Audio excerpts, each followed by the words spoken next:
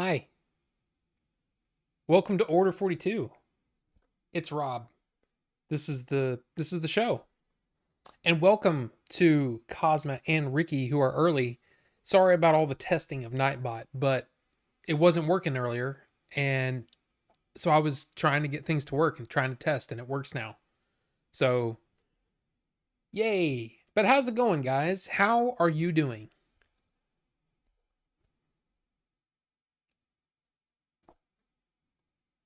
Hello? No. How's it going? I'll say this. I'm I finished up Succession and I started watching the show Silo on Apple TV Plus or Apple or TV Plus, whatever it's actually called. It's pretty interesting. I'm only 3 episodes in, but it's pretty good. Um, I have some thoughts on Diablo 4, and yeah, we've got a poll. We've got a poll going right now. So right now, it's again, man, one of these just, I guess I'm just going to have to try it myself because you guys never want to vote for it. But anyway, on the list, the chopping block, if you will, flavors to go in to this tank, we have peach pear. We have apple, strawberry, nectarine. Come on. There you go. And we have apple, peach, strawberry. Now, these two, there's a website that I go um, to get liquid. This is number 1 best selling. This is number 2 best selling. And these haven't been picked for like the last, month? I've had these for 3 weeks, something like that. It's been a while. And you guys voted for the DIY Blueberry Dreams last week. I don't like it. I've only got a little bit left of it, but it's like it's something that I've got to figure out. I don't know enough about mixing my own liquids to know how to get a certain thing across. Like the biggest issue with it is that the blueberry is way up out in front. Like it's really heavy. The any of the custard stuff or the there's a it's called a vanilla swirl, which is supposed to be like a vanilla, almost like a vanilla cupcake, and then there's some ice cream flavor in there and all that stuff. All that stuff is so far back that you can't taste it. And on top of it, it's actually harsh, a little harsh, you know, little little throaty, as Grim likes to say, where it's just like it's just not smooth. A lot of these store-bought liquids you get, they're very very smooth when you vape them. This is not. It's kind of harsh. So, playing some Pocky and Rocky Reshrined. You know what? I don't even know what that is. Ricky. I don't know. I don't know what that is. I kicked the crap, unintentionally, of course, out of the side of my wife's, like, there's like she's got like it's kind of a bookcase, but I kicked the crap out of it. And my little toe it hurts. I hope I didn't break it because it kind of sucks. And it's like, I don't know, when I move it, it's like, oh, but anyway, what else is going on? We have the Flash coming up this week. I mean, for those of you who are interested in the Flash, Elemental also comes out. Yeah, that's yeah. Final Fantasy 16 is this week, isn't it? Isn't it this week? I think it's this week. So that's a thing. Anybody played the demo yet? I kind of need to play the demo to see if I'm gonna do it. Ninjinzu, what's going on? How are you? Excuse me. A lot of movies being delayed. Yes, Cosmo, we're gonna be talking about those and kind of, you know, putting it all together. You know what I mean? Finally saw Spider-Man, Spider-Punk, really dope design. Dude, there was so much in that movie that is just so beyond cool. But we've actually got a little bit to talk about that tonight too. And Robert Rivera, what's going on? How are you? How's it going? First up, I do want to mention, this isn't going to be for everybody. Just going to say that. Not going to be for everybody. But I was on a podcast. It's called Operation Evil. This is with Nyoka and Rachel. And the two of them, well, I met Rachel at Retropalooza Houston. And we, just started talking and all that kind of stuff. And yeah, she was like, I do a podcast, and would you want to be on it? And I'm like, well, what is it? What kind of podcast is it? And she said it's called Operation Evil. And I'm like, I don't know if that fits me, but she said, yeah, it's like about, like serial killers and true crime and stuff like that. She goes, what if we do like a movie or something, talk about a movie? And I'm like, ooh, Zodiac. Like literally one of my favorite movies. It's definitely in my top 10, maybe in my top 5. But it's actually an interesting thing because they approach it from sort of the true crime of it, and then I talk about the movie and how awesome it is. I gush a little bit, but look, it's a fun conversation. I had a lot of fun, and it's what, a little over an hour. I think their episodes are usually shorter than that, but they had me on, and you know what that means? That means I talk a lot. So anyway. But yeah, I mean, if you want to, you can type in !evil in the chat and it'll give you a link. You can just go right to it. It's on Spotify. It's on all the places with the podcasts. So there you go. I like the speed momentum suit. What is that in regards to? Edgy Scarlet Spider. Yeah, there you go. There's the link. Nightbot has actually decided that he's going to work today. Yeah. I was talking to you. You weren't working earlier, and it was I'm not going to lie. You were kind of pissing me off tonight.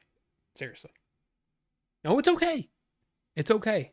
And I don't need your apologies. Nightbot sits in the corner, by the way. Look, just do your thing, okay? Everything will be cool.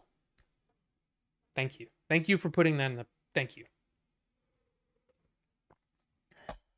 Jeez. Anyway. I don't think the outfit is edgy. It's just a nice red, and the eyes look cool with the hood. Dude, everything in that movie was good. It's like Dr. Disrespect talking to Alex. I mean, a little bit. A little bit. But, I mean, I've been talking to Nightbot since... What? The 80s? Right? Has it been that long? Anyway. The voice acting homie, LOL, not the fit. I'm talking about the game, Rob. Oh. Well, okay then. Okay. And by the way, a lot of you are taking part in the poll. I do want to mention again, the poll is going on right now. For which flavor am I going to put in the tank tonight?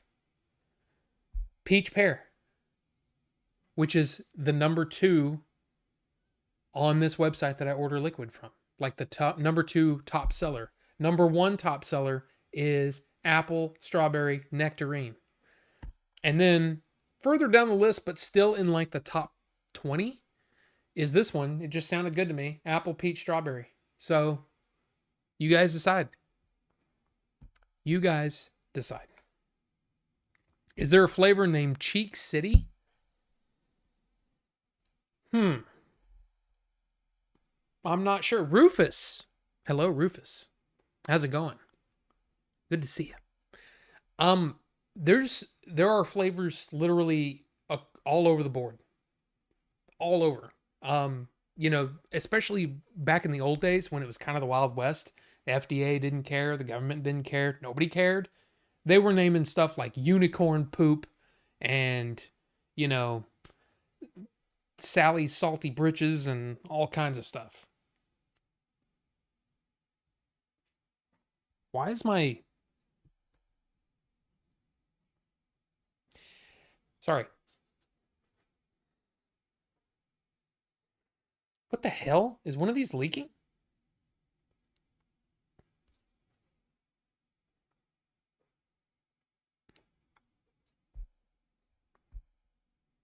Hold on. I'm just check. One of these is sticky with liquid. And now my hands smell like this. Anyway, there you go. But yeah, I would not doubt at all if there was a flavor called Cheek City. I got the mango peach of that white label one. I hated it.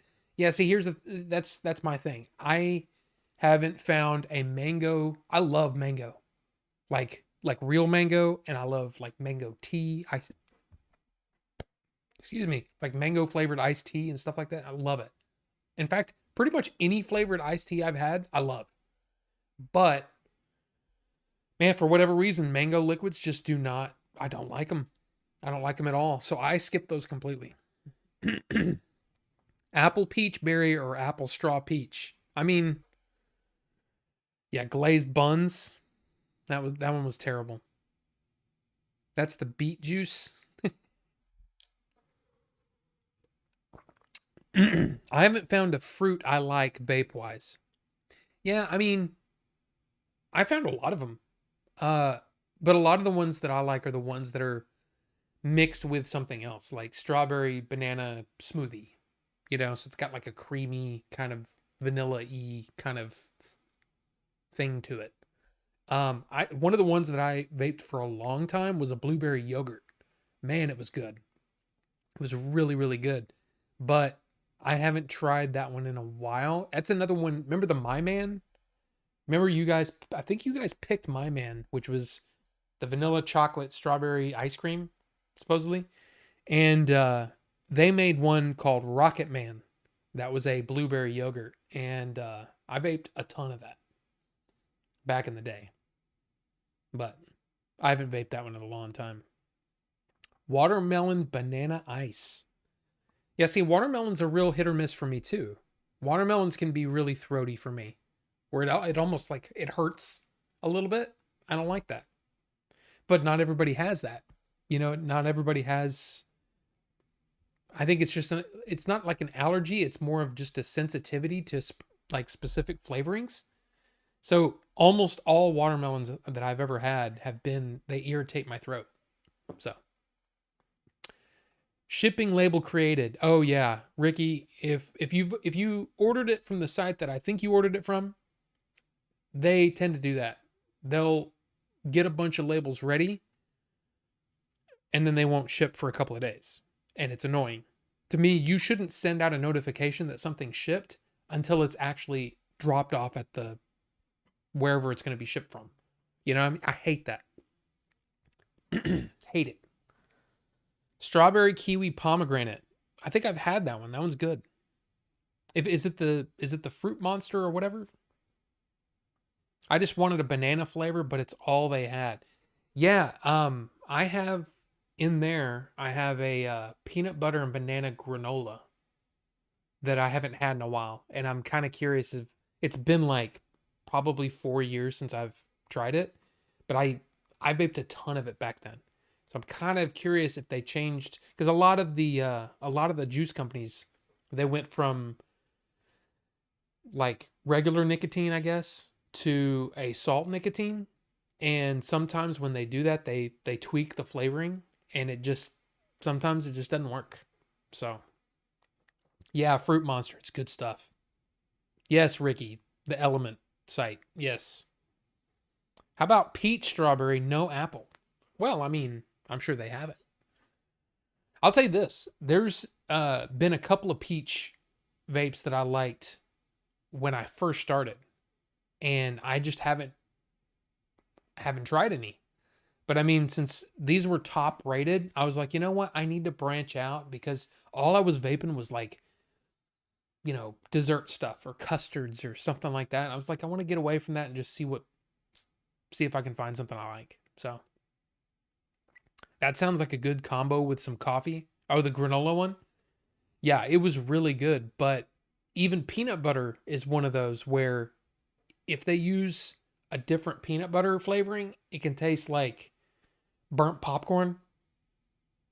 You know, because I had one. They were like, "Oh yeah, this is the best peanut butter flavoring by this one company or whatever." So I bought some and mixed up a peanut butter banana thing, and it tasted like banana burnt popcorn, and it was gross. So we'll see. We'll see if the peanut butter holds up or if it's not good. Like that. What did I have? The peanut butter party. It kind of tasted like burnt popcorn in a way, but it was also really weirdly addicting. Like not actual addicting, but like, man, that's really good, you know? Uh, and I just wanted to keep going back to it. But anyway, man, apple strawberry nectarine, the number one rated liquid or best selling liquid on that site. That's the one that's winning right now. The one that apparently leaked on my hand because it smells like strawberry. Oh, and now we won't worry about that. Basically, I have a big jug of VG that for my mixing purposes. Well, I emptied out the jug. I've used so much VG and however long it took. And so what I'm doing is I'm consolidating all that liquid into that jug to make it easier to mix with the kitty litter and dispose of it, right? It is. So I don't know how many different bottles it is, but that's it. There's so much crap in here. There's just straight up flavoring in here. There's straight up there's like tobacco juices in here. It is a mixture and it smells awful. It's so bad. And what was happening was I it's I wanted to smell it again. No, no, no, no, no. It's all like, it's probably 1 milligram, because there's so much flavoring in here. But it's just, and look, it's liquidy because there's so much flavoring in there. But because I had these big bottles of flavoring that, they get old. But when I was sitting here and I had this little. Oh great, did I lose it? I think I put it back in there. No, it's in the box. It's in the box. It's like a pop top, right? So you can off these. I don't want to open those. So like these, for example, you take these off. When you take these off, there's this. It snaps on, and it's really hard to get off. So it's this little pop top thing that gets under that and pops it up. That actually smells. This is from 2.5 years ago. Dare you to vape a little bit of that. There is not any amount of money or dares or, there's nothing that anyone could say to make me want to vape that. There's nothing. It smells so horrific because like I said, I had all these bottles, popped all the tops, and I was just dumping it into that jug as I was watching YouTube or something. And it smelled so, because I had the doors closed because I think my wife was in the living room watching TV and stuff. So I was just in here doing my thing, and it smelled so bad in here.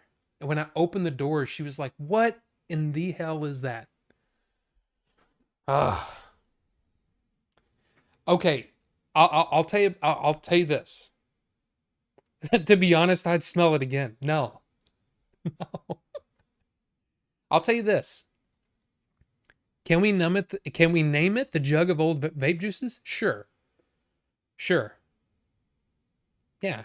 Maybe it's I don't know. Yeah, sure. Bucho's anus. I guarantee you that smells worse than anyone's anus that's ever been on this show. Guaranteed. Guaranteed. It's bad. It is a bad smell. But you said 5K subs vape. I'll tell you this. If we could get to 5,000 subs by the end of this stream, sure. I'll vape a little bit of it. That'll never happen. But no, I'm not vaping. No. No. Just get that out of your mind. Not happening. I still smell the strawberry that's off of this, and I don't know if it's, I think what happened, you can see the labels peeling. I think what happened is that these like maybe one of the bottles in, like maybe they got a bunch of them, in a box, and one of them leaked, and it's on the outside of the bottle. It actually smells good. But anyway, I'll vape it with no subs, one hit. Well, I'll tell you this. It's going to take forever. I shouldn't say that. That's hyperbole. Doesn't make any sense. It's going to take a long time to dump all of these, because there's probably, and I've had that box sitting there for a while. There's liquids that I made that didn't turn out good. There's a ton of different flavorings in there. It's going to smell so bad when I get it all in there. It's going to smell even worse than it is now. I mean, let me see. Let me see if I can do this.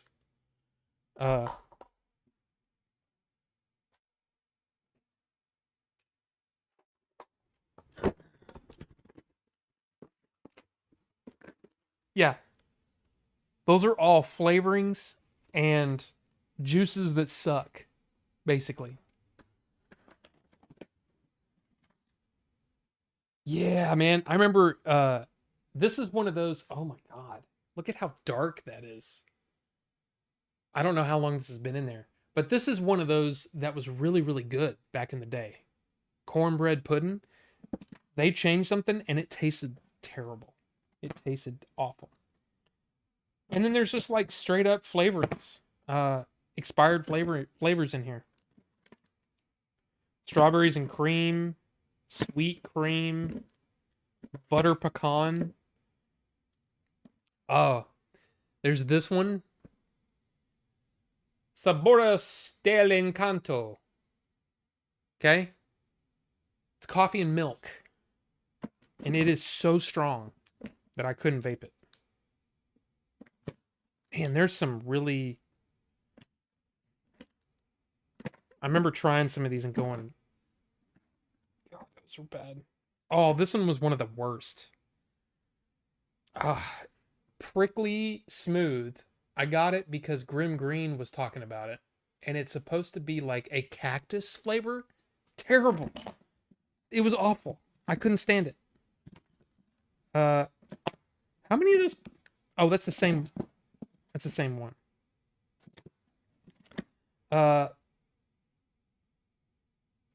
Yeah, this one was bad too. Poet, sweet honey cream.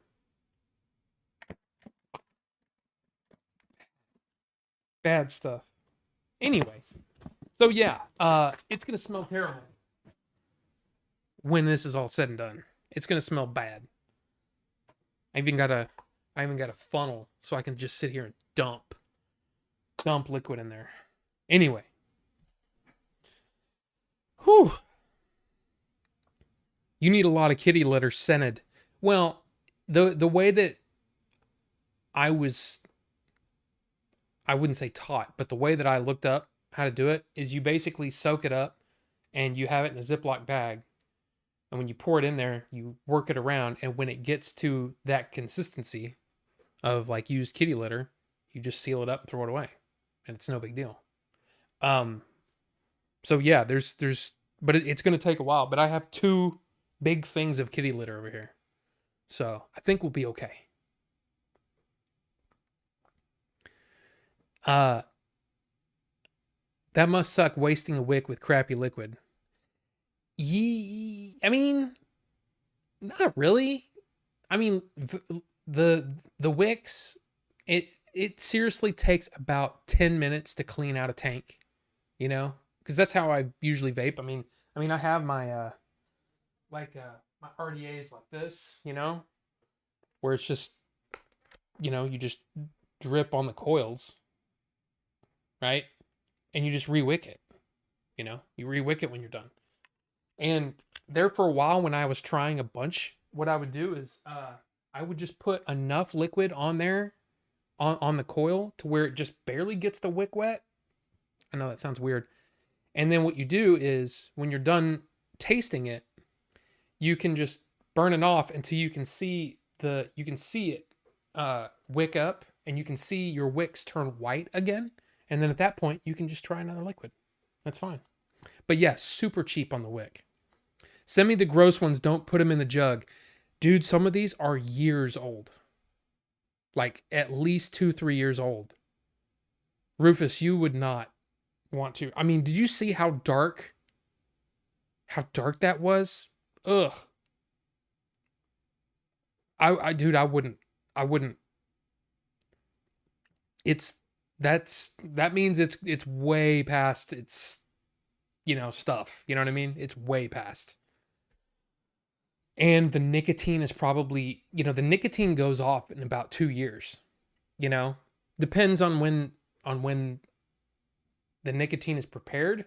And then if the nicotine sits in a shop or something, if these bottles were sitting on the shelf for so long, and that may be why some of these liquids, you know, some people were like, oh yeah, this liquid's awesome. And then I try it and it's like, this is gross. It may be because it sat on the shelf for a long time.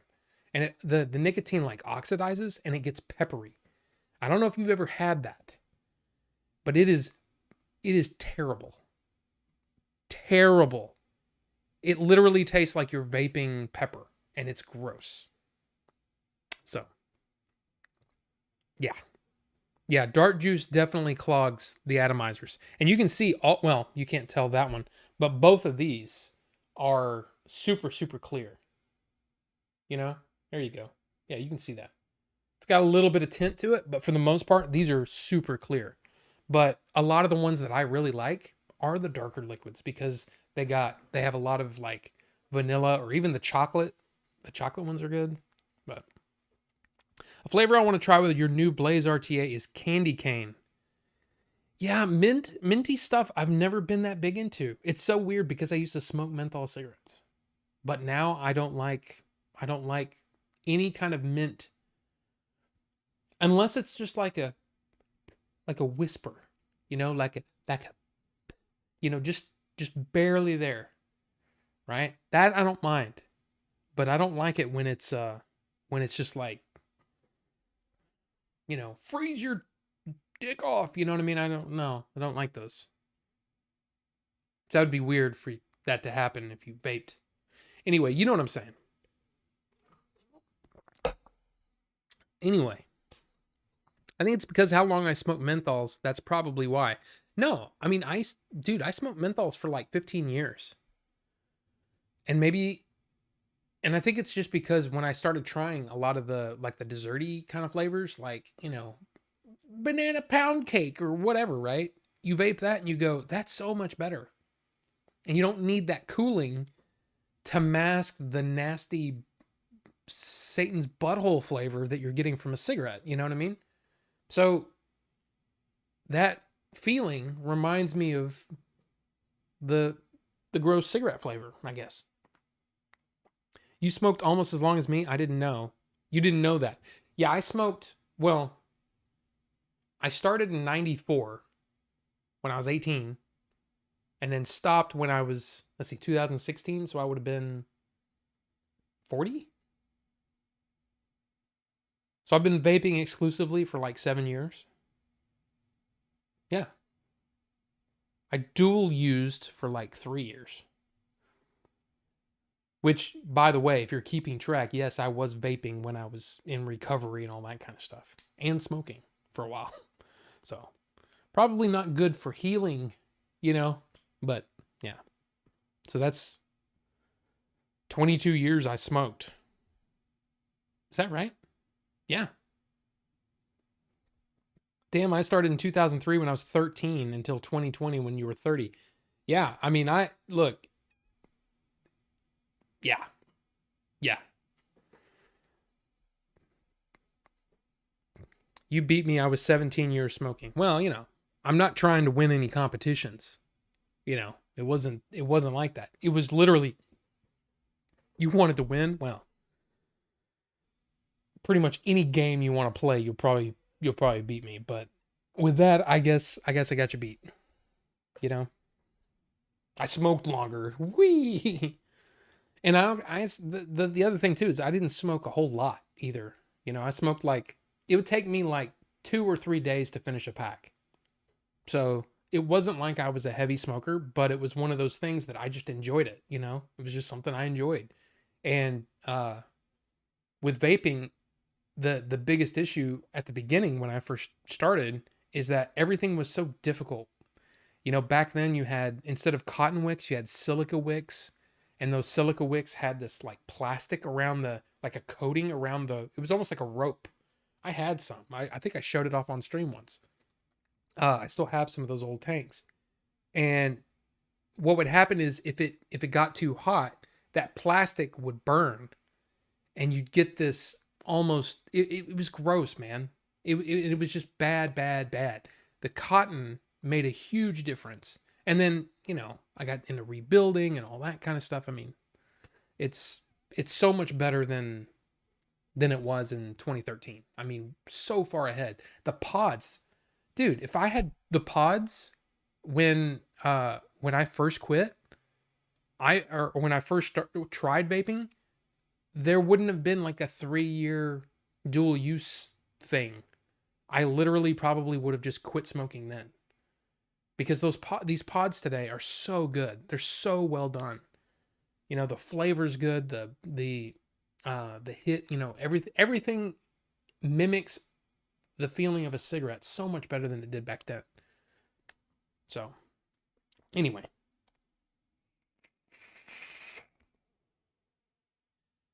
Yeah, yeah, my friends were the same way, where they were like a pack and a half a day. They're like, one guy was like, I go through 2 lighters a day. That's a Bill Hicks joke. Anyway, no, but they would smoke a lot. And I'm like, no, I'm just not that far into it, Anyway, this is not a vape show.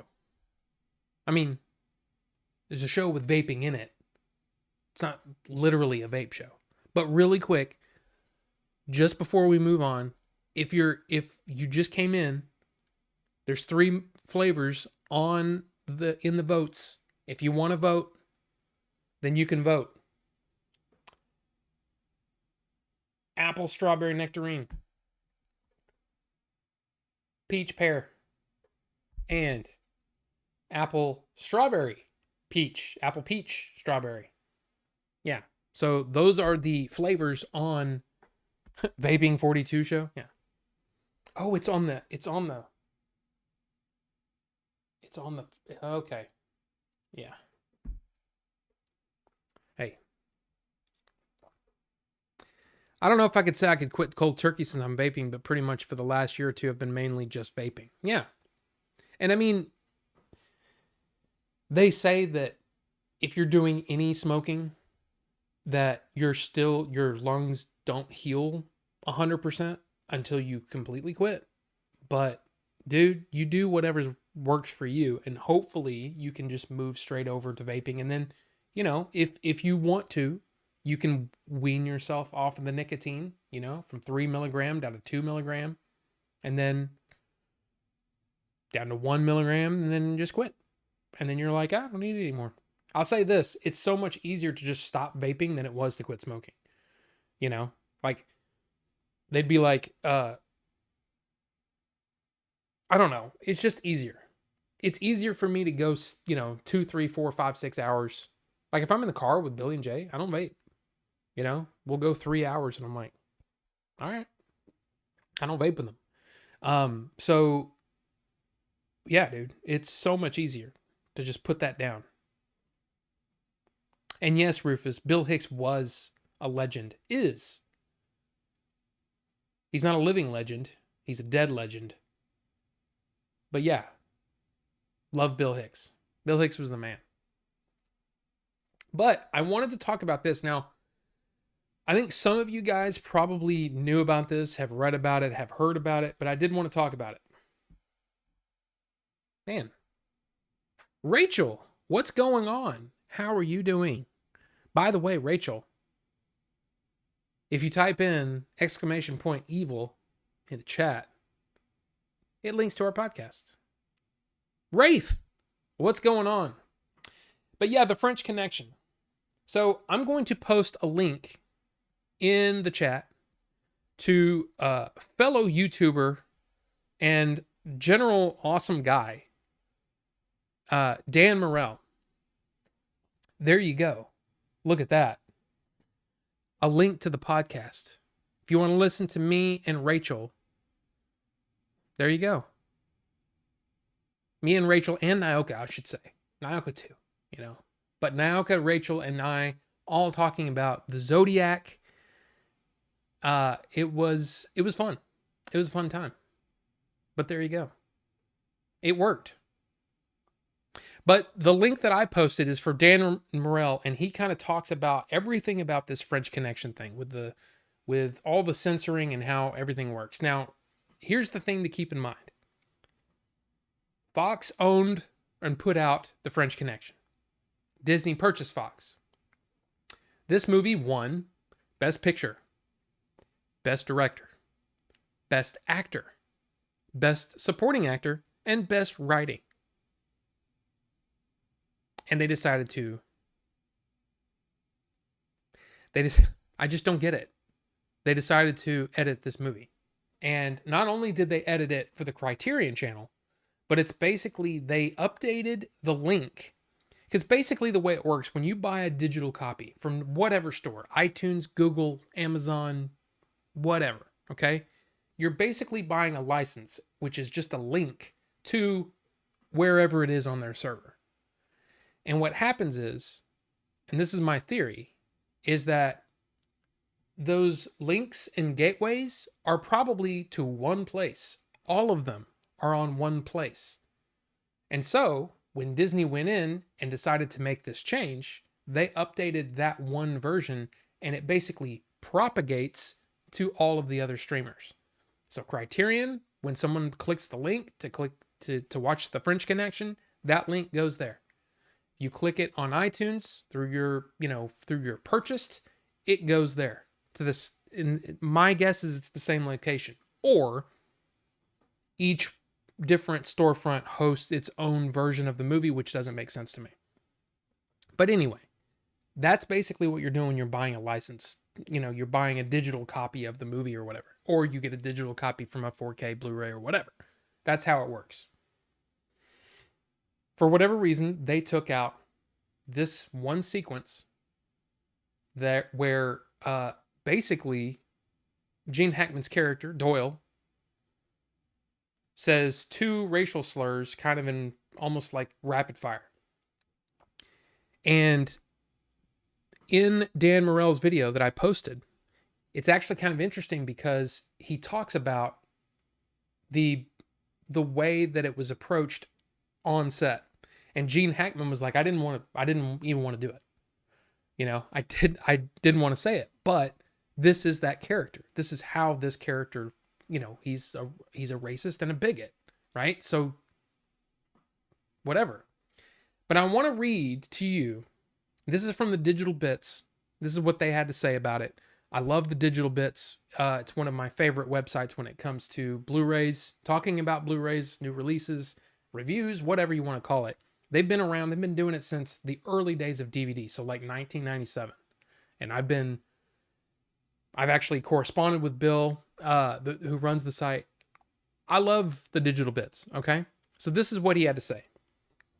It's been reported by fans of the film that the version of William Friedkin's The French Connection from 1971 that now appears for streaming on the Criterion channel and elsewhere, and also for digital download, has been censored by Disney, which now owns 20th Century Studios, to remove some offensive language. You can find the details here on Hollywood Elsewhere.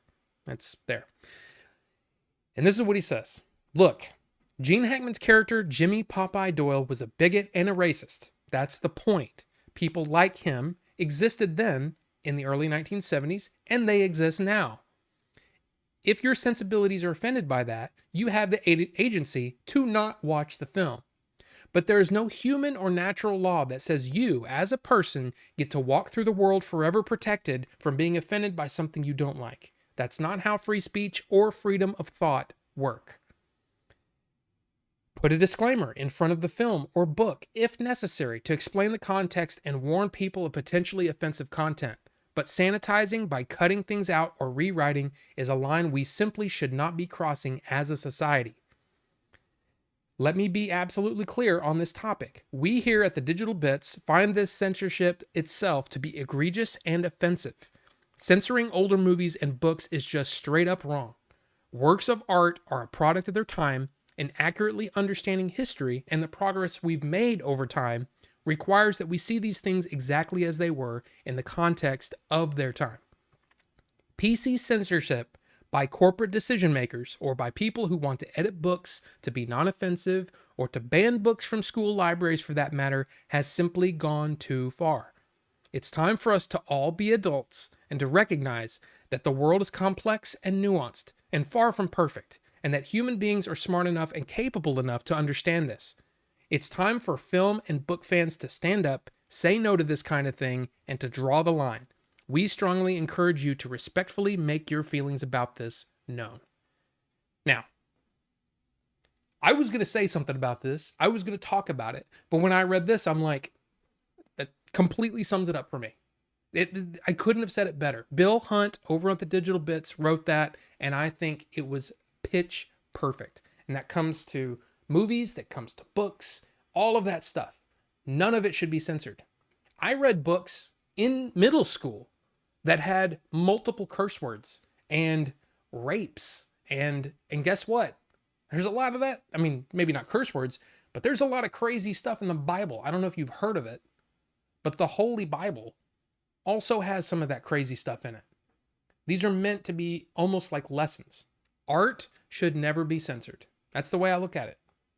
So I think that right there, what he said, is about the best that you could do. That's it. There you go. Works of art are a product of their time, and accurately understanding history and the progress we've made over time requires that we see these things exactly as they were in the context of that time. So there you go.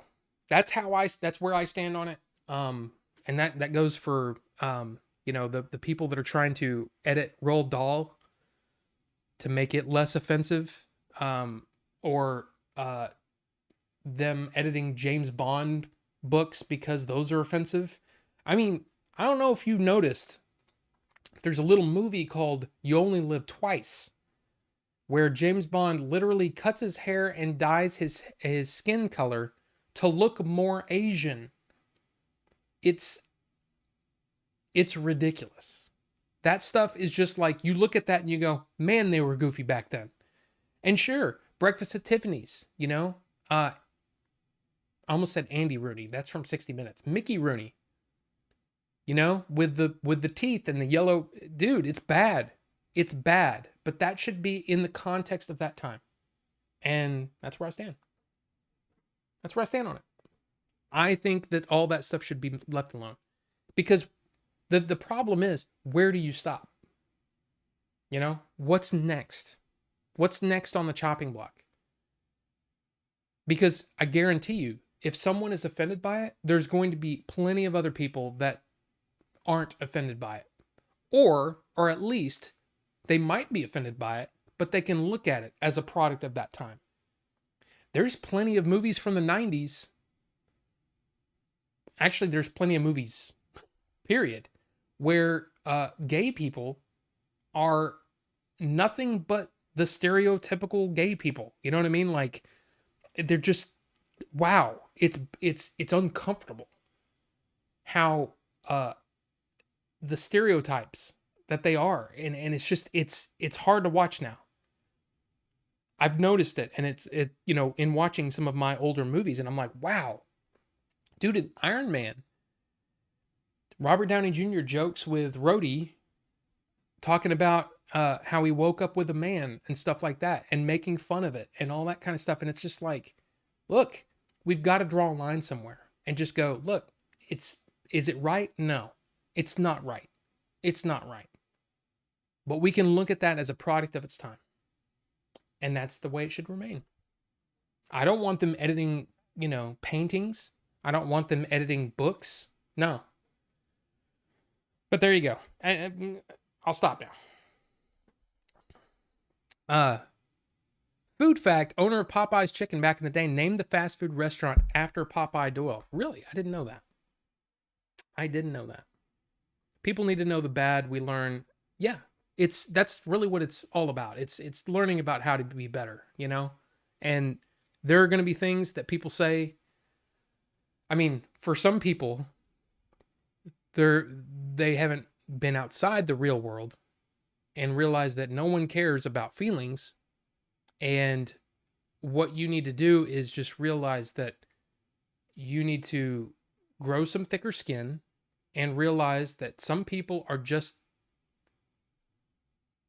they're just that way. And you can sit here and try to reason with them, or you can just say, you know what?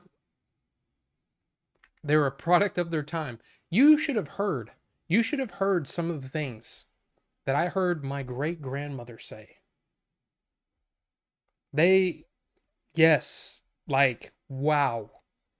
But then again, she was born in let's see, she was 80 something in the 90s. So what, 1910, 1911, she was probably born?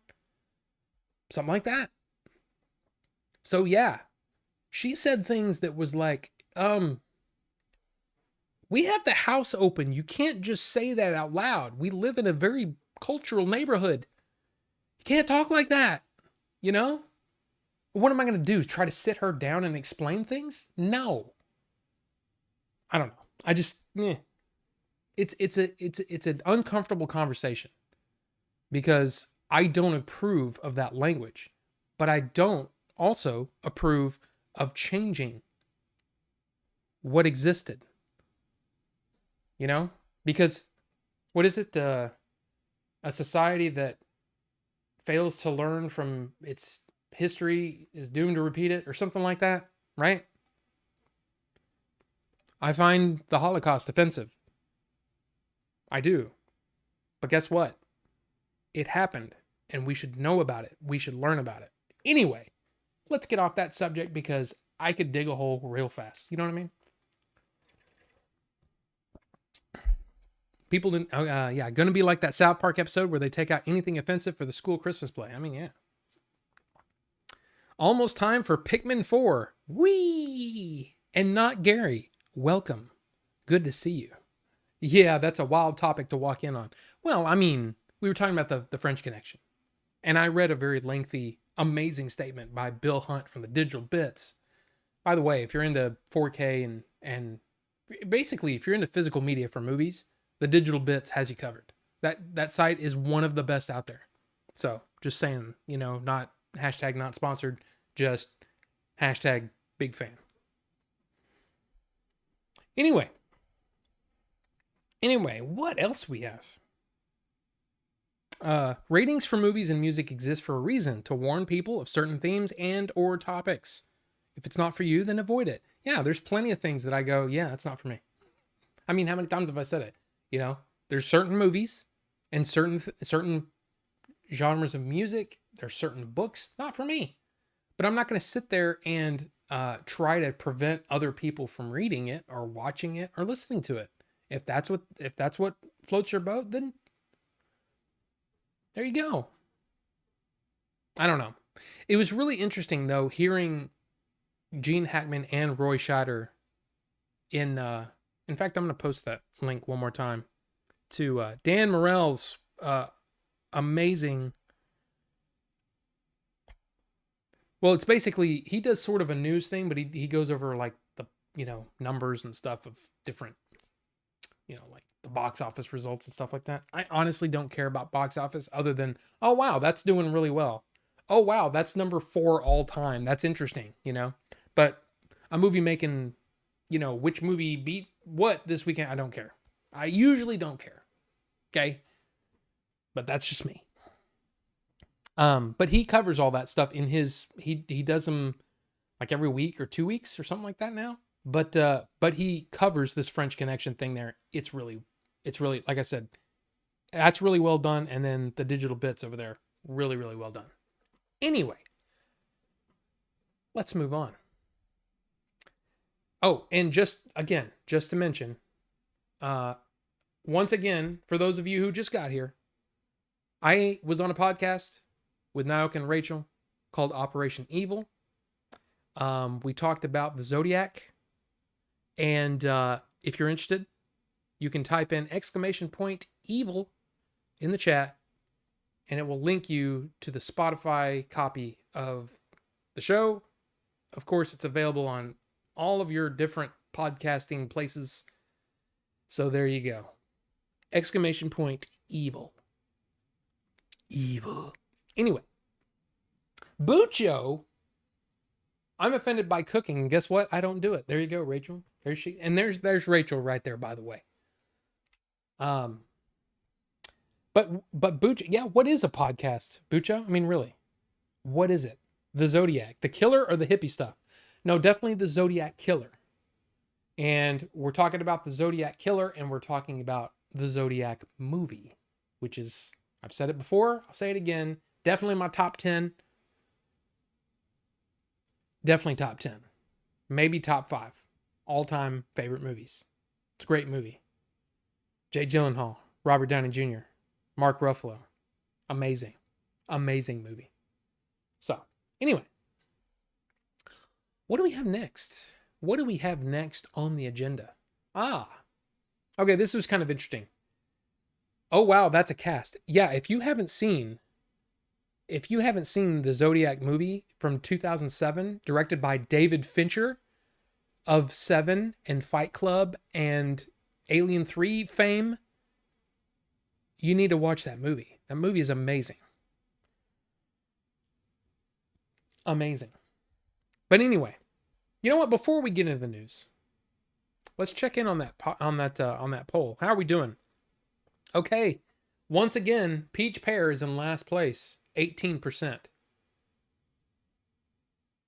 18%. Apple Peach Strawberry, which is this one, in second place with 27%. And winning is Apple Strawberry Nectarine. So let's do it. Let's do it. I'm going to end the poll now because I want to try this thing. I want to try it. You love all three of those movies. What movie did I... What, it's talking about Zodiac, right? Oh, Fight Club, Alien 3, gotcha. Yes, 7. Okay. Wow, okay, this is one of those. I break that seal. Wow. Yeah, David Fincher is an amazing director. He also directed Mank, which was I thought that was great. Gary Oldman, that came out on Netflix exclusively. He did The Curious Case of Benjamin Button, which I was not a huge fan of. I just, the story just didn't appeal to me. He did the American version of The Girl with Dragon Tattoo. I mean, I've watched every movie that he's made. And yeah. So anyway, this is what you guys picked. Apple Strawberry Nectarine, 3 milligram, Knuckle.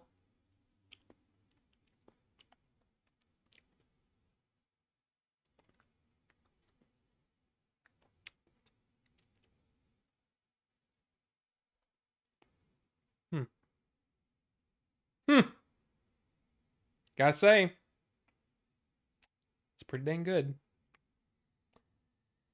That is pretty dang good. Oops. Hey, don't get crazy. Don't get crazy there. All right, let's turn this on.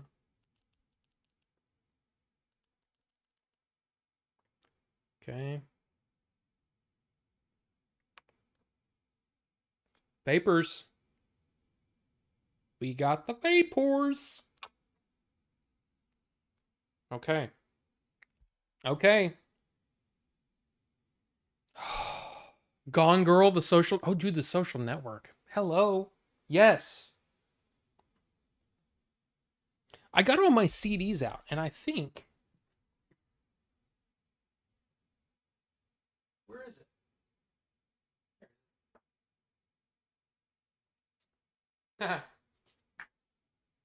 I have a sealed copy of the score done by Trent Reznor and Atticus Ross. Fantastic movie. Um, Fantastic score. But I have the digital copy of it, so I never opened it. What are you gonna do, huh? What are you gonna do? I don't know. Rob, why are you threatening your audience? I'm sorry.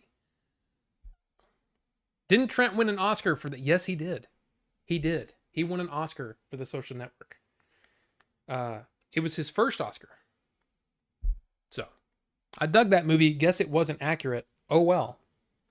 Oh no, it's man, I'm telling you, David Fincher is one of those directors where it doesn't matter what it is, I'll watch it. I don't know, I don't care what it's about.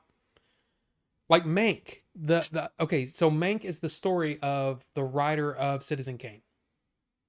And I was like, I mean, I like Citizen Kane. It is kind of an interesting thing. Guess what? Movie was great. Movie was great. And Gary Oldman was so good. So good in that movie. Yeah. If you haven't watched that, I reviewed it on the channel. If you haven't watched it and you have Netflix, you should give it a shot because it is star-studded.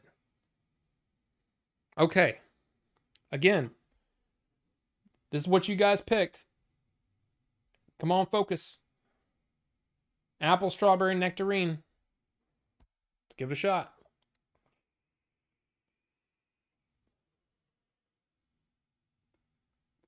Interesting.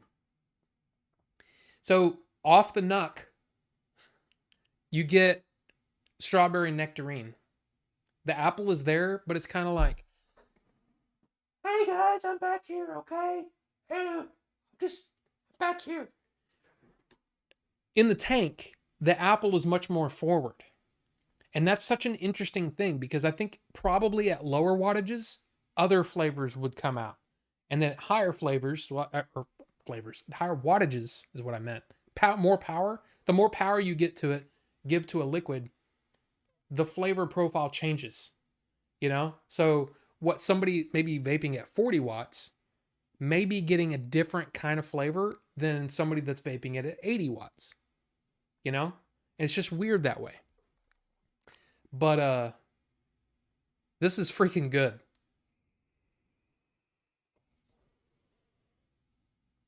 The nectarine is definitely there. The apple, though, is way up front going, hey, hey, hello?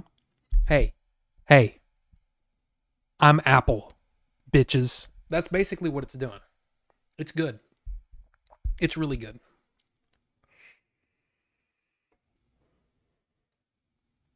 Really good. And what's weird now is that the more I vape it, the more uh t-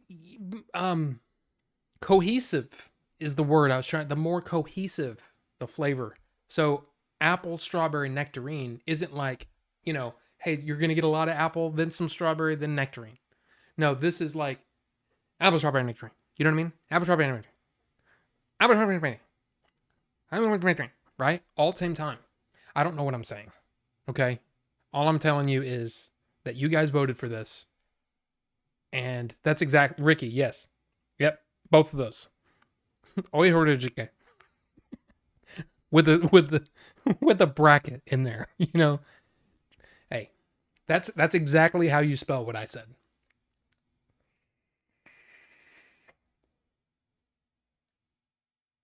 Okay. Now I need to back off because otherwise I'm going to set off the smoke alarm. And I don't want to do that in the middle of a stream. Anyway, what did I miss? Upstate treating me good, nice weather, except for a few days because the Canadians decided to have a campfire.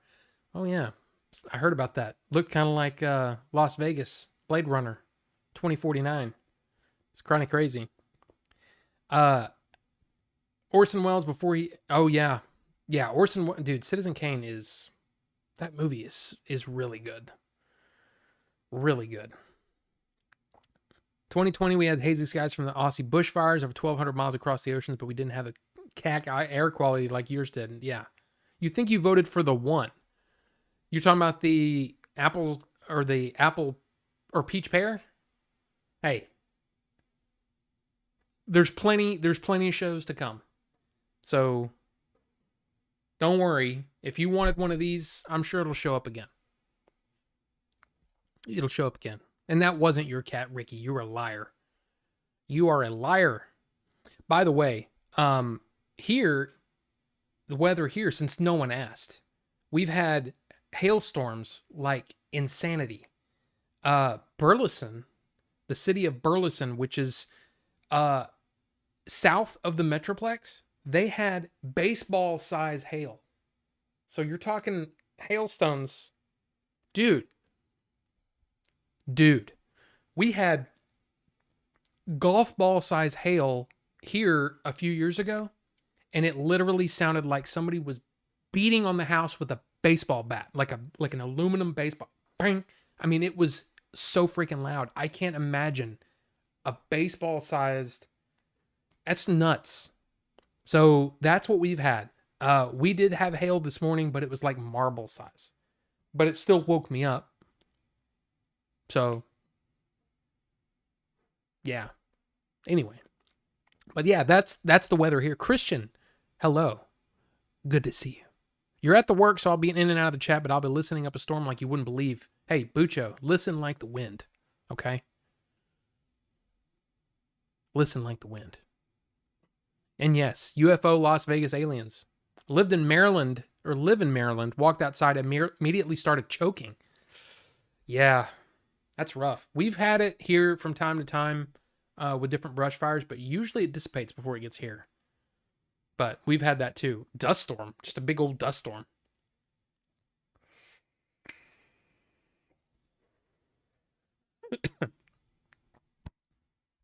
Need a drink. Hey, everybody. Remember, stay hydrated. This is the threat. Okay? Yeah. Don't want to upset the crazy wonky bear there. And of course, Bucho is also a fan of the hydration. He told me so. Again. Anyway. Did I see the new Metroidvania style Prince of Persia? To be honest, it doesn't really seem bad. No, it looks good. It looks like it's going to be really good. And yeah, I mean, we could talk a little bit about that. We had the Xbox thing on Sunday. We had Capcom and Ubisoft yesterday. And I wasn't too thrilled with anything except, or the only ones that really like blew my mind, the Prince of Persia definitely was like, ooh, that looks like fun. Like a lot of fun. And then, of course, Starfield, because it's right up my alley. And I loved No Man's Sky. I loved No Man's Sky when everybody was dogging on it. And everybody was saying, this game isn't anything like they said it was going to be. And I'm like, dude, this game is awesome. I love this game. Because it was literally just exploration. And you go to, you say, I'm going to go to that star. And you go to that star system, and whatever planets are there, you land and you just try to see what's there. And I loved it. And I love the ambiance of that game. And then as they kept adding to it and all these things, oh, you build your space stations and there's people, and I'm like, I don't care. This isn't fun. That isn't fun. I don't want to build shit. I want to explore the freaking universe like you had it at the beginning. So I'm the guy that liked it when it first came out. When everybody was dogging on it, I was the one going, I like it. Hey, I bought it like day one when it was really expensive and thought it was worth every penny. So, yeah, cool. But Starfield looks intense because there's so much going on. everything can be modified, everything can be changed. There's going to be so many different ways to play that game. It's going to be really, really interesting to see. I mean, of course, since I have Game Pass, I get it day one for free. So I'm excited about that. But it'll be interesting to see if they can pull that off in a way that feels fun, because that's my biggest problem with Diablo 4 right now. I'm just not having that much fun. I mean, I played it the first couple of hours were pretty fun. Exploring new things or whatever. And then it seemed like the difficulty ramped up really, really fast. And I'm like, okay, I'm just dying over and over. This isn't fun. So I go back to town. I get some armor and stuff, and I'm like, okay, go back out there, and I get decimated again. And I'm like, okay, well, I don't know. Maybe the sorceress is just not my class. Maybe I ought to try rogue or something, or one of the other ones. I've never really, I've played barbarian before on one of the seasons in Diablo 3 and was kind of like, I mean, it's fine. It wasn't bad. I've never tried necromancer because I didn't have the necromancer pack until I got it on Switch, and I tried it and was like, I don't have the patience for this on Switch because it doesn't look very good. So I've never tried necromancer. Maybe I should maybe time machine. Maybe I ought to try that. So who knows? Did I try it with multiplayer? No, not yet. I've just never been a multiplayer guy. I've never played multiplayer on anything Diablo. It's always been me, myself, and I. Told the story about Diablo 1. Got up to a pretty high level. Said, hey, let's try this multiplayer thing. I've got some good stuff. I'm pretty well, yeah. Went to town and immediately got destroyed. You're not supposed to be able to use weapons in town, but somehow these guys learned how to do it. And I watched them take everything I had. And I said, okay, I guess I'm done with multiplayer, because it completely turned me off the whole experience. So.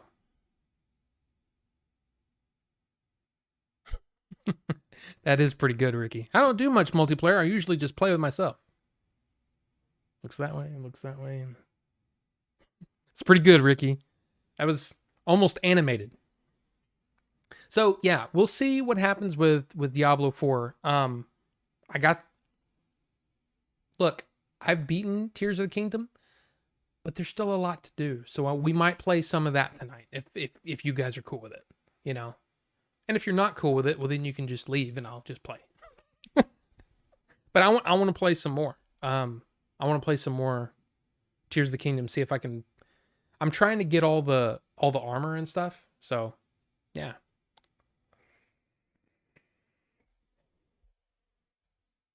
Let me see. Let me go back. No, I know, Ricky. You weren't lying. I'm behind here. My aunt in Brownwood had hail. Yeah, there was a lot of it, and it was worrying me because it was headed straight for my dad, and then it veered off. So we basically, everybody I know got lucky. It didn't hit any of us, but baseball hail shattered my back window on my 93 Blazer and cracked my windshield. Ooh. Yeah, one of my friends, there was a really, really bad hailstorm in the mid to late 90s and in downtown Fort Worth. And one of my friends was in downtown Fort Worth when that happened. And it totaled his car. Just completely totaled it. I love and still love Cyberpunk when everyone dogs on it. Yeah.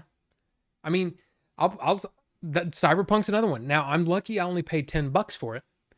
But I tried it and I got in like 30, 45 minutes and I'm like, I'm not enjoying this. It's just not, this doesn't feel like it's for me.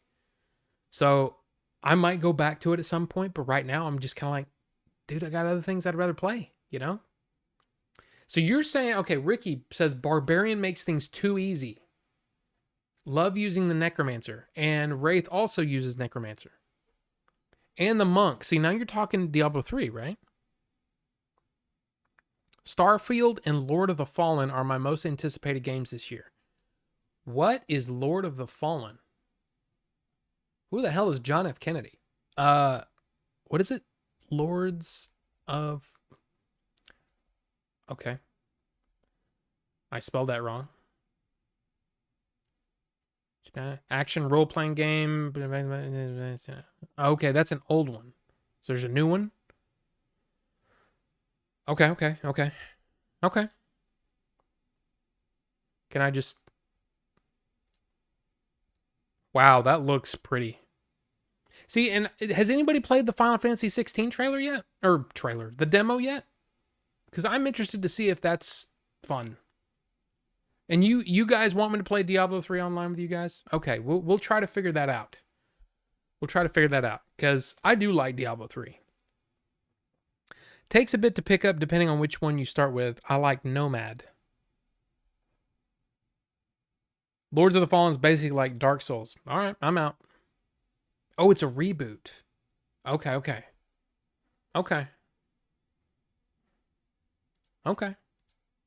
By the way, I'm just going to put this here. I'm promoting this because I had a good time. And if you like Zodiac and you like listening to me talk about things, you might enjoy it.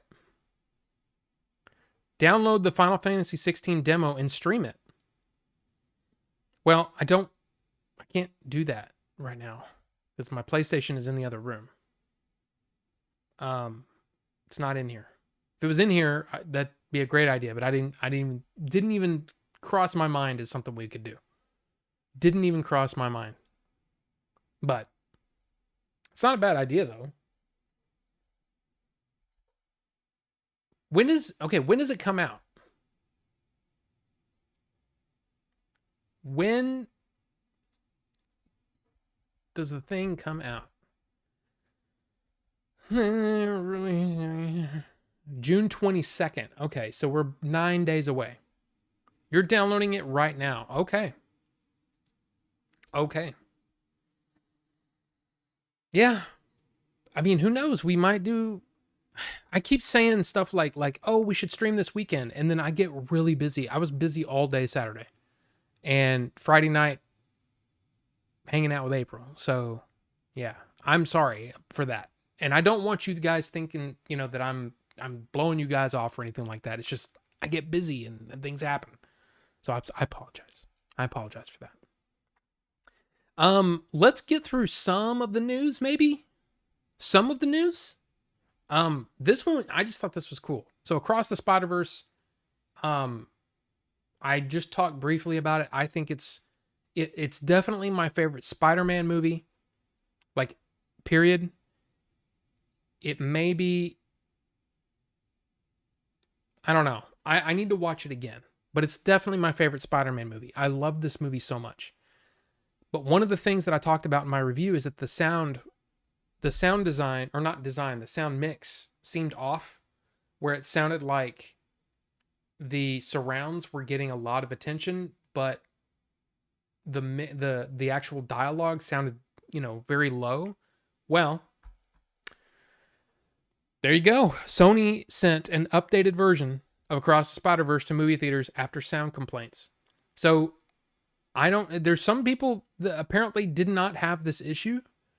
So I don't know what the deal is, but apparently they did turn up, or they did fix the sound mix, which I think is really cool. So, yeah, I just think that's neat. And of course they do that stuff. They do, in fact, almost every studio that I can think of. Okay, wait, what is this? What is this? Oh.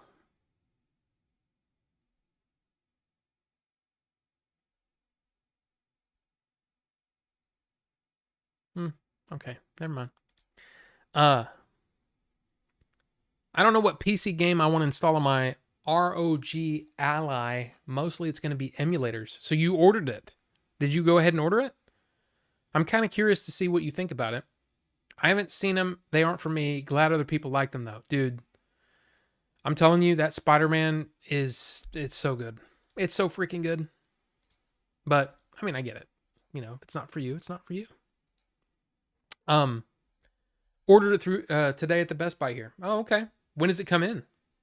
I'd like to hear thoughts. Apparently, Spawnwave got his today, so he's probably going to be doing a review pretty soon. It didn't have him in stock, and I'm doing the pickup in store. Right on. Right on. Right on. But look, the Ninja Turtles movie that's coming out called Mutant Mayhem receives a standing ovation and positive reactions after an early screening. Now, this was at an animated film festival, but I thought this was kind of neat to hear the good words about it. Let's see. It was so funny, I can't say much more other than the movie is awesome, great references. I can't wait to see it again when it's finished. Action-packed, hilarious, colorful, and overall just a ton of fun. Easily one of the best iterations since the 1990 Turtles. Ninja Turtles is rad. His team delivered a visually dazzling movie full of heart and laughs. The Turtles feel like actual kids talking over each other like the daughters from Evil. The highest compliment. Lots of anime references. Okay. Just saw an unfinished cut and had so much fun. Could watch these characters hang out for hours and hours. 2 ATCQ needle drops made me happy. Help for an old man. What does that mean? What does ATCQ mean? Because I don't know. The latest trailer actually looked really good. Yeah. Oh, A Tribe Called Quest. I gotcha. As long as Seth Rogen's laugh isn't in it, then I'm good. Well, we may get his laugh. I don't know. He said the 17th, and so does my receipt, but my email says the 20th. Yeah. Other trailers are far better than the first trailer. Yeah, the last trailer made me go, okay, this looks like it could be fun. You know, and my wife too. My wife is a big Ninja Turtles fan. I mean, she got shirts and all kinds of stuff. She really likes it. So, yeah. I can't do a Rogan laugh. Otherwise, I'd do it right now. But, yeah. I'm totally with you on that. His laugh is bad. Just bad. So, I'm not going to spend a whole lot of time on this, but I did want to go over it. Disney announced a ton of delays due to the many strikes going on. So just keep that in mind. The strikes are having quite an effect, but I did want to just quickly go through them. Okay. So Disney dates new Star Wars movie, ships Deadpool 3, entire Marvel slate, delays Avatar sequels through 2031. So here we go. Rapid fire, okay? The live-action Moana movie will be released on June 27th, 2025. Deadpool 3 has actually been moved up from November 8th, 2024 to May 3rd, 2024. So we're less than a year away from Deadpool 3.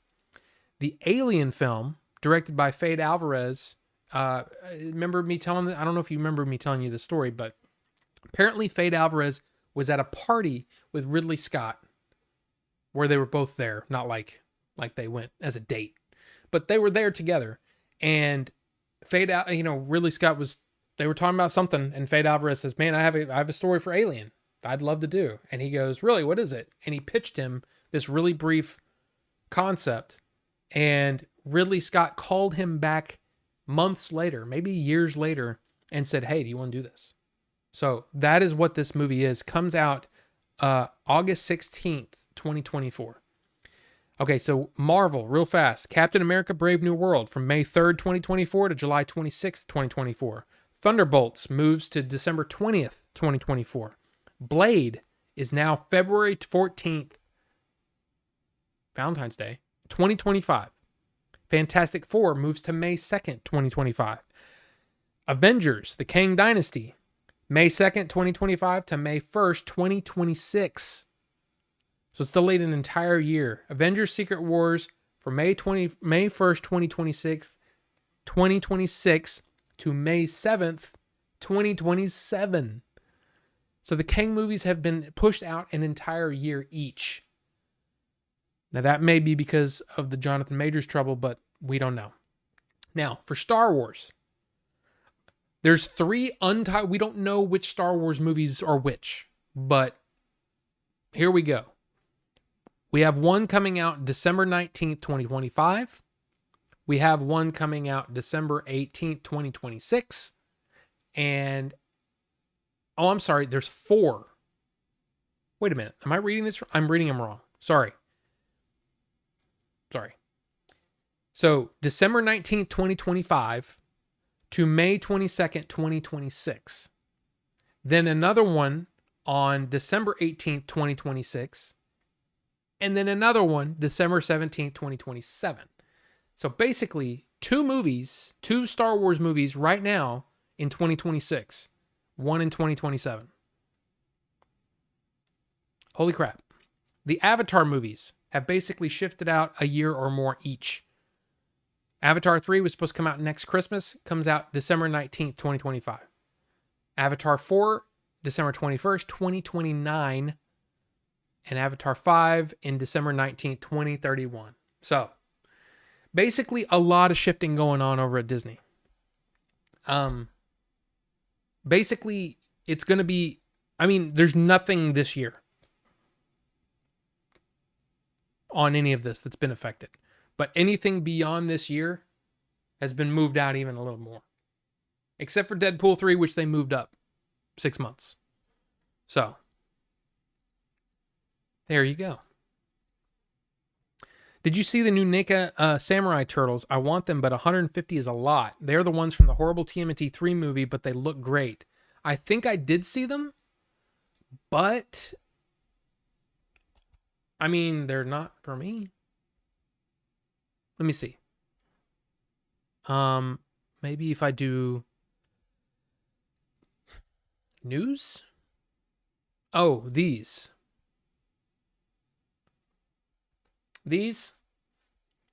$150 each, I assume.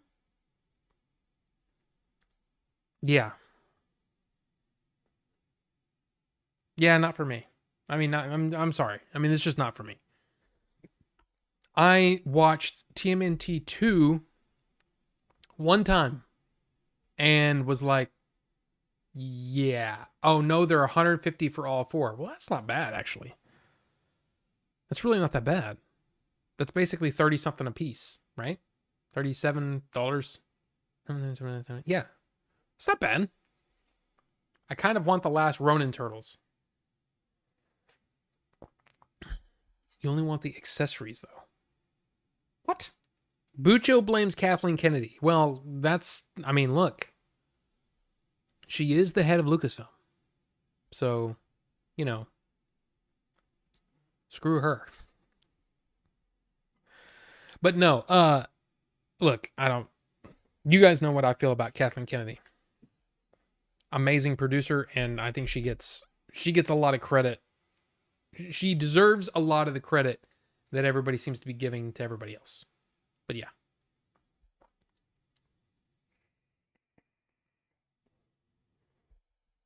But anyway. Man, that's good. That's really tasty. Let's be honest. I purchased them, so a lot of the credit goes to me. But thank you guys for the votes, because now I got to try it on stream with you guys. That's awesome. I just wanted to give you an update on this whole Netflix password crackdown thing. It drives the U.S. signups to highest levels in at least 4 years, which this is exactly the opposite of what a lot of people were saying. So here's the thing, and I think a lot of those people didn't realize that, oh yeah, well, I'm not going to pay them another dime. Okay, well, you weren't paying anything anyway. So for them, it's a bonus because you're not clogging up their servers while you're watching, Tiger King Lion, tiger, whatever. I don't remember. Just look, you're not using up their server bandwidth. So interesting. But look at this. Look at this graph. I wanted to show you this graph. Look at that. Look at that. Look at that jump. You can't see what I'm doing because you can't see my mouse. But look at that at the end. So COVID, you see this big jump. And now we got a big jump with that. Now here's the thing. And this is why I thought it was an interesting thing to talk about and just discuss, at least really briefly. Because think about it. If someone is paying for, say, the $15.90, I think it's $15.99, the mid-grade, whatever, that's the one that I subscribe to. At this point, I could either gift my dad a gift card, or I could just sign him up for half the price. So I think a lot of people are looking at it that way. You know, instead of just let's get rid of it altogether, let's spread it out evenly. So I mean, basically, look, this has been a good thing for them. A really good thing. So, but when it really comes down to is that, and this is just from a personal thing, I think Netflix needs to really step it up, because I think the last thing that I watched on there was probably Sandman. There's just not a whole lot of content right now that I'm just dying to see. Now, I say that Extraction 2 comes out this weekend, and I am curious if it's better than the first one. That's the one with Chris Hemsworth, with the Russo brothers producing. The first one was fine. I mean, it wasn't great, but it was fine, and it was entertaining. I mean, I had a good time watching it. The camera work was insanely cool. But the story was kind of like, okay, so he got shot 7,500 times and was just like, nah, he'll be back for the sequel. I'm like, what? Okay. Extraction. Isn't that what it's called? Isn't that what it's called? Yeah, Extraction. Chris Hemsworth, Olga Kurylenko, and some people that I can't pronounce their name. But there you go. Yes, Extraction.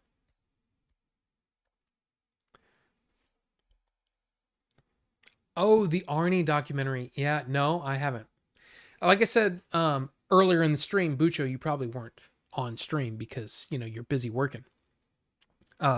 Seriously. It's no worries. But I finished Succession, did my review, and then immediately last night, I started watching Silo on Apple TV Plus. Billy from the Game Chasers said that I should watch it. So I started watching it, and when you know it, it's pretty dang good. Just like everything I've watched on Apple TV has been pretty damn good. So I'm watching that right now. We'll see how it is. I think I have 4 more episodes, and then I'm caught up. And then another episode premieres on Friday, I think. But that's what I'm watching right now. But yes, I do want to watch that. I also really want to watch that Michael J. Fox thing, and I still haven't watched that.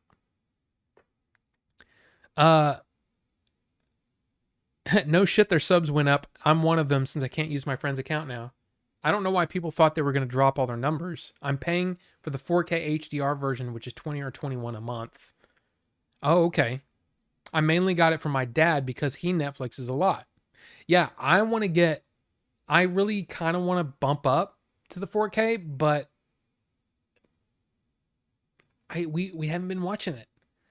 Like, I really want to do it just so I can watch The Sandman again in 4K, because man, Sandman is so good. And of course, Arcane. If Arcane season 2 will, hurry up and come out. But yeah, I want to watch the Arnie thing. And then isn't there an Arnie show? Fubar, right? Isn't that a show? T-Mobile takes care of our bill. I think we're good. Yeah. And see, each of those also counts as a subscriber. So That's interesting too. Fubar is great, really. Okay. They may be dropping another storyline from the Arcane series. Do you mean dropping as in not doing it, or dropping as in they're going to release it? I hope they'll focus on Echo and Heimerdinger. Release it. Gotcha. Yes. You get what I'm saying, right? I mean, I'm old, right? And I don't speak the language of the younger generations as much. But that was valid, right? You could say they're dropping it. Okay. Well, that could mean they're dropping it like they're going to, like what I said. Or they could drop it like it's hot, Drop it like it's hot. Anyway, I'm too, yeah, I should never do that again. I'm sorry. You're biased because, yeah. That's the best thing about Arnold. For a while there, every movie had at least one scene with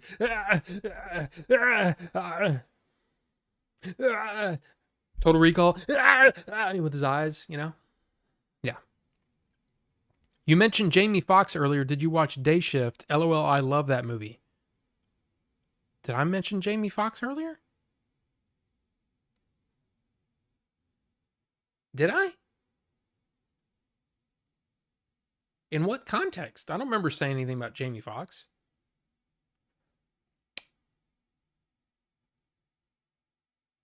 No. Now I don't remember. I totally don't remember. I think Jamie Foxx is one of those actors that just it was one of the I always thought of Jamie Foxx as just comedic and that's all he was going to do. But then he did Ray, he did Collateral, he did Django, and I'm like, now, dude, anything Jamie Foxx wants to do, I'm down. I am totally down. Totally down. Jamie Foxx is amazing. And I'm really, really happy to hear that whatever this health scare, was he's good. But Jamie Foxx is awesome. But I didn't watch Day Shift. No, I heard it was and I was like, I don't have time for so I didn't watch it. Just because you didn't know what ATCQ signifies doesn't mean you shouldn't sing Drop It Like It's Hot with gusto. I mean, maybe, Bucho, but I'm also, it just doesn't, I don't know. And I mean, I know who a Tribe Called Quest is. Listen to some of their music, but I just have never seen it abbreviated that way, I guess. So anyway, the action in that movie is great. Okay. Did anybody ever watch, what was the movie called? I think it's called Spencer. Is it Spencer Confidential or Spencer something with Mark Wahlberg? Did anybody watch that? Because there was a point where I was like, I think that looks kind of good. It looks like something that Mark Wahlberg could do where I wouldn't find him super annoying. But then it just dropped off my radar and I completely forgot about it. But it's just thinking about Netflix, right? Because it's a Netflix movie, I think. Did anybody see that movie? I'm just curious.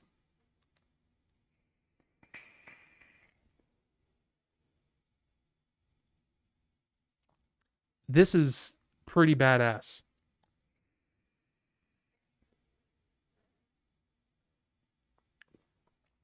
The only problem is I think I might have wicked it a little too thick. So it's the flavor's dying off a little bit.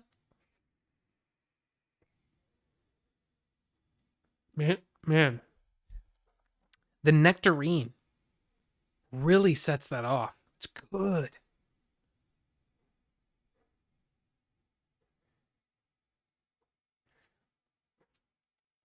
By the way, this is one of those things that nobody cares about. But remember, I don't know if you guys watch my shorts. Not my shorts, but my shorts, the short form of them. So I found another copy of Hitchhiker's Guide to the Galaxy. So I have 2 Blu-rays of Hitchhiker's Guide. I have 2 copies of Scott Pilgrim. And then I found today uh, 2 copies of Tool's Anima, the CD, and I don't remember buying a second one. So I have 2 copies of that for some reason. Uh, I thought there was something else, but I don't think there is. But yeah, I found 2 copies of it, and I'm like, why am I buying multiple copies of the same thing? Now, what's weird is the label on the, like, okay, so like on the top there. Let me see if I can. How am I going to do this? Let's do this. That way, it has something to focus on. Focus on my hand. Okay, so you see how like a lot of times over here on one end it'll say like either on the top of the CD, on the side, right? On the side of the CD, it'll have like the label or whatever. Yeah, there's 2 different labels on the same CD. Or 2 different CDs with different labels. I didn't know Tool changed labels. So I thought that was kind of interesting. But anyway, it's on the shelf. Yeah. I say check out the first like 15 minutes of Day Shift to see if you like it. If not, then well, it happens. Okay. Okay, Ricky. But anyway, I thought that was kind of interesting that I'm buying a bunch of the same. It's different when it's like I have a copy of Legend on DVD. I have a copy of Legend on Blu-ray, and I have a copy of Legend on 4K. Like, that makes sense. I'm upgrading. But just having 2 of the same thing, I don't know why I have all these copies of the same thing. I don't understand. I mean, who knew? Anyway, it's because you never know. Well, I mean, that's all true, Bucho. Absolutely. But put it this way, John Wick style action mixed with vampire fighting. I don't remember if you care about vampires or not. I mean, vampires are cool. Vampires are totally cool. I don't think, no, I never really got tired of vampires. Zombies, I feel like I'm kind of done with, with all the Walking Dead stuff. And I mean, it just seemed like there was so much zombie stuff. And I mean, how can it be better than Shaun of the Dead? When it comes to zombies, the answer is it can't. But yeah, I'm cool with vampires. Yeah. Blade 1 was amazing. You never know. I don't know why the Dennis Miller stuff used to come up so often back on the old podcast. Like, Dennis Miller was a deep cut back then. Now I'm still doing it. I'm done with zombies until another season of Kingdom. Okay, that's a good point. Kingdom was really good. Really, really good. And Carbonite, I see you there. Welcome. Did I already say welcome? If not, welcome again. And hey, for those who, it may just be Carbonite, but for those who didn't know, Nightbot is putting in the chat. Nightbot, please, thank you. Nightbot is putting in the chat a link to the podcast that I was on with Nyoka and Rachel, Operation Evil. We talk about the Zodiac Killer, and I talk about the Zodiac movie. So, David Fincher, right, directed. Jake Gyllenhaal, Robert Downey Jr., right? I had a lot of fun. Now, it may not be for you. It's not for everybody. I'm just going to say it because they go into the actual murders and stuff like that, but I'm talking about the movie. But we had a good conversation. It's a little over an hour. Give it a shot if you want. You might like it.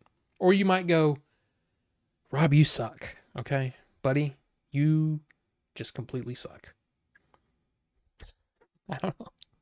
But look, I have to use the boys' room or the men's room. You know what I mean? Oh, cool. I think I'm subbed already. Yeah, it released. I think Sunday night at midnight or something like that. But yeah, check it out.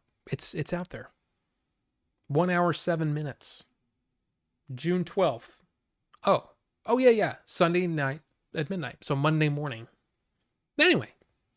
Oh, and here's the over on Spotify. Now, of course, this is on any whatever podcast you want. But look, I'll be right back. I'm gonna go take a little wee. Okay. And then we've got one more little news item about the Schumacher Cut. Yeah. So I'll be right back.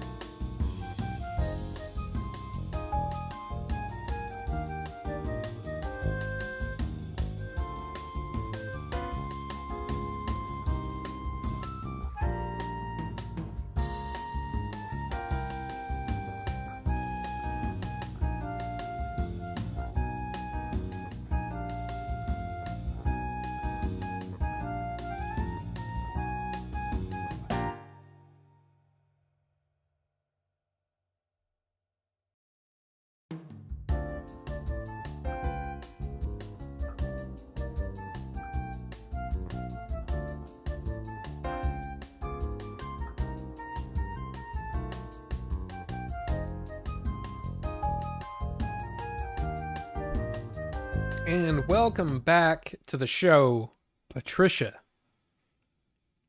It's good to see you, Patricia. It's been a while. Weird YouTube has those emojis in chat now. What emojis? Like you're talking about all these crazy... Oh.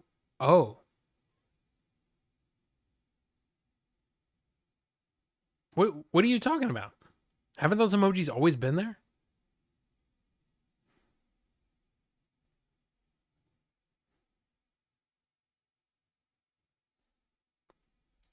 I mean, hey. I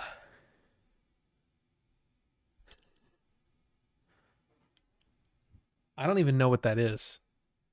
I can't even see what that is. What is that?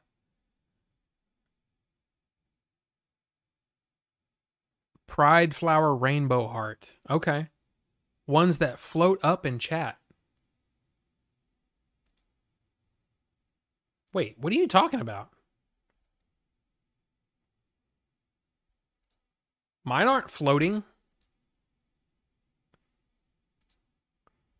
Is my chat broken?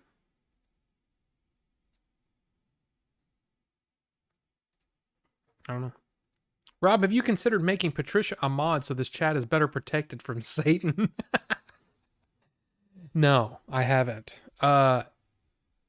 Because my guess is that Patricia probably wouldn't want that responsibility.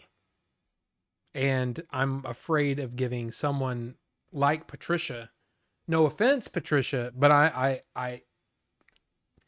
the power that this person could wield is, that's a thing. So no. On the app, there's emojis you can click on and they float up in chat. Oh, interesting. I'm kind of I'm kind of curious what that looks like on the app. So if I pull it up, let me mute myself. Oh, isn't that like Instagram? Doesn't Instagram do that?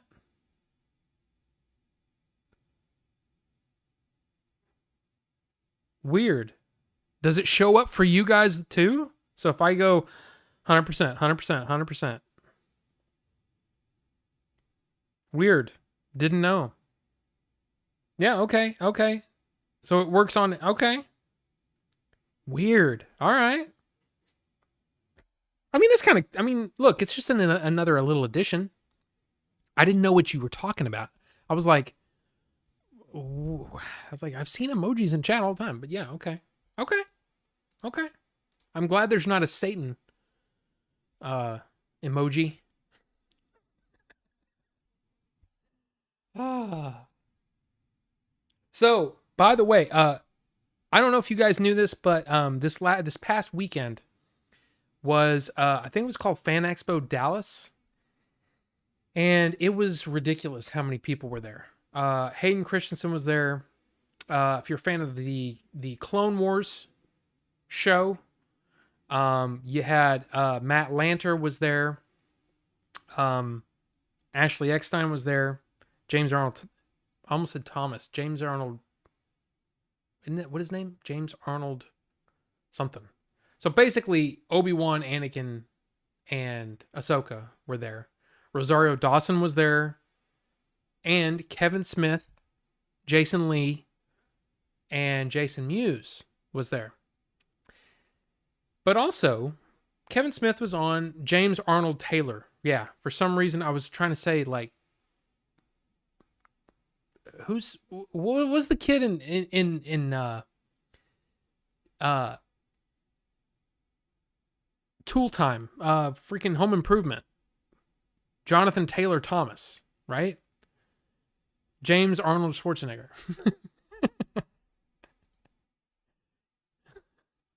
I want to meet Rosario. She's pretty. Yeah, I mean, it would have been cool, but it was also really expensive. And I don't necessarily have the money to do such a thing.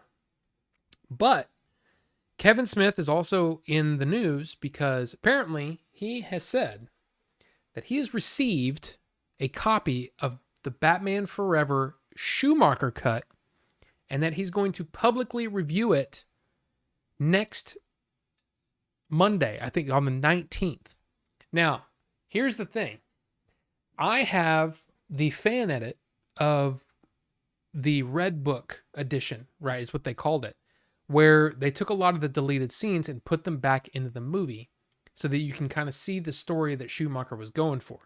There is a lot of, basically there's a lot of grief that Val Kilmer's character is going through that you don't really get to see a whole lot of in the theatrical cut of Batman Forever. And I think Kevin Smith basically said it is longer. So I don't know if that's bad or good, but I just thought it was interesting. And so yeah, he's gonna talk about it. And there's been I mean, of course, with the Snyder Cut, there's been a wave of, hey, let's see alternate cuts of these movies. And Joel Schumacher, before he died, did an interview where he said, yeah, there's another cut of Batman Forever where it basically goes into this stuff about him being, more grief and stuff like that. And he said the quality of it was fantastic. And I think the Red Book edition, the fan edit, I think what they were using was deleted scenes sourced from the DVD copies of Batman Forever. And the DVD copies, apparently the deleted scenes were in even worse shape than actual DVD quality. So they were probably VHS or lower quality on the DVD. So this will be interesting if they do put it out to see what people think, to see what if they like the Red Book or the Schumacher cut better or whatever. I don't know if this is something that Warner's planning on putting on on Max or what, but James Arnold Palmer. Oscar, welcome. Good to see you, sir. Good to see you. So yeah, I don't know. I don't know if this interests anybody other than me. To me, it's like director's cuts are some of my favorite things. I love director's cuts. Love them. You know? It's so much fun to see a new take of a movie you've already seen or a movie that you know really well. James Army Hammer. But yeah. I was going to say earlier I would love a sequel to Day Shift, but after Jamie Foxx had that bad stroke, rumors are he's partially paralyzed and blind in one eye, supposedly. Yeah, I'm curious. I haven't heard other than, yeah, he's not in any sort of danger anymore. So I don't know. I don't know what that means. But if that is true, like, wow. But hopefully he's healthy and he's doing better. That's all I can say.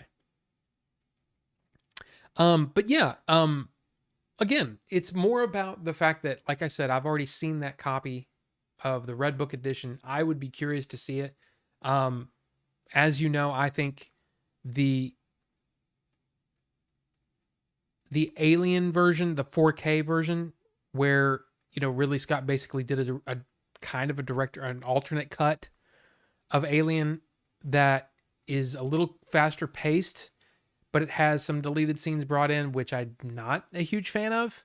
I prefer the theatrical cut in that case, but then Blade Runner, his final cut is fantastic. The Kingdom of Heaven cut, his director's cut on that is, I still need to review that for the Ridley Scott Review-a-thon. But I mean, any of them, any director's cut where there's extra footage and extra whatever, or maybe it's just reassembled. I love that stuff. So yeah, this is really, really interesting to me. I think another reason I really like that movie is everyone did their own stunts, and I'm biased toward movies like that. You've never seen any version besides the final cut of Blade Runner. Well, I mean, unless you're a huge fan of Blade Runner, I don't know if there's a need. For me, it's literally like going back in time and seeing a process, you know, and I think you have to be kind of a movie nerd, a movie dork to really dig that. You know, I watched each and every single one, and if there were commentaries on individual ones, I watched the commentaries too. So in some cases, I watched this one cut of the movie multiple times because I love that stuff. I totally dig it. So, yeah, I'm a huge fan, and I have that awesome collection that you got, the one that has them all. Yeah. Well, I mean, dude, check them out. It's interesting to, especially the one with the happy ending. You know, this and the voiceover and all that stuff. It's interesting. I'm glad that's not the final cut, I guess, but I love the fact that all of them exist. I mean, look, the special edition of Star Wars is one of those situations where I really appreciate that that's there. I just wish that he would preserve the original movie alongside it. You know what I mean? So I don't know. Happy ending besides, it's too bad she won't live, but then again, who does? One. Yeah.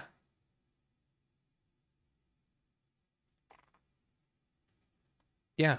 It's different.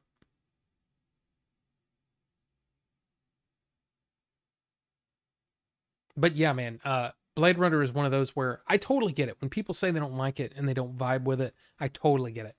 Okay? It is a gorgeously shot movie that you really have to be into character. You really have to be a character guy. You know, I think that movie is almost all character. And it's, well, character and production design and set design and costume design. You know, that is a technical movie, and a lot of people find it very cold. I totally get it. I totally understand. And if they don't vibe with the story, you're not going to vibe with it anyway. But Um, it's one thing that I've noticed watching all of these Ridley Scott movies, and it really sort of made me realize it when I reviewed that All the Money in the World. Which, did I put that up yet? Oh, I did put it up there, didn't I? Yeah, I put it up there. That movie is one of those where uh, it's literally like, okay, these things happened, and there's not like this cohesive thought. Because I mean, it's almost like a lot of movies you can sort of boil down to a single thought. Even though even if that thought takes a while to explain, there's a single thought process that goes on with this thought. On movies like that, there is no. It's literally okay. So this happened, then this happened, then this happened, then this happened, then this happened, then this happened, then this happened, and you're just like, okay, but I don't care. I'm not feeling anything for the characters. They come in, they say the lines, and then exit stage right. You know what I mean? It's like I don't feel anything. So I've noticed a lot about Ridley is that he's much more interested in. It's almost like he says, okay, there's one scene in this movie that I really want to shoot, and that I'm really interested to see how I can make this work. But the rest of the story, he's just kind of like, well, as long as we can get to that point and then, get to the credits, I'm good. And as long as we can make it look fantastic, that's what I'm concerned about. Because technically, his movies are almost flawless. But that felt like more of just bullet points instead of a story. You know what I mean? I don't even know if I'm making sense there. But that's what was interesting about watching a bunch of Ridley Scott movies like I have. That's what it feels like. It feels like it's just... He's more concerned with the technical stuff than he is about telling a coherent story.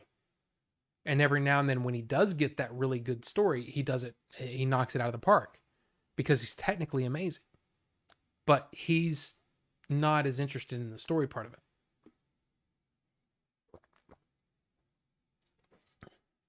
And it could just be that he leaves that to the writer, but I don't know. It's weird. Anyway, I went off on a tangent there because I love Ridley, but yeah. I mean, I don't know. Let's see what else he said. What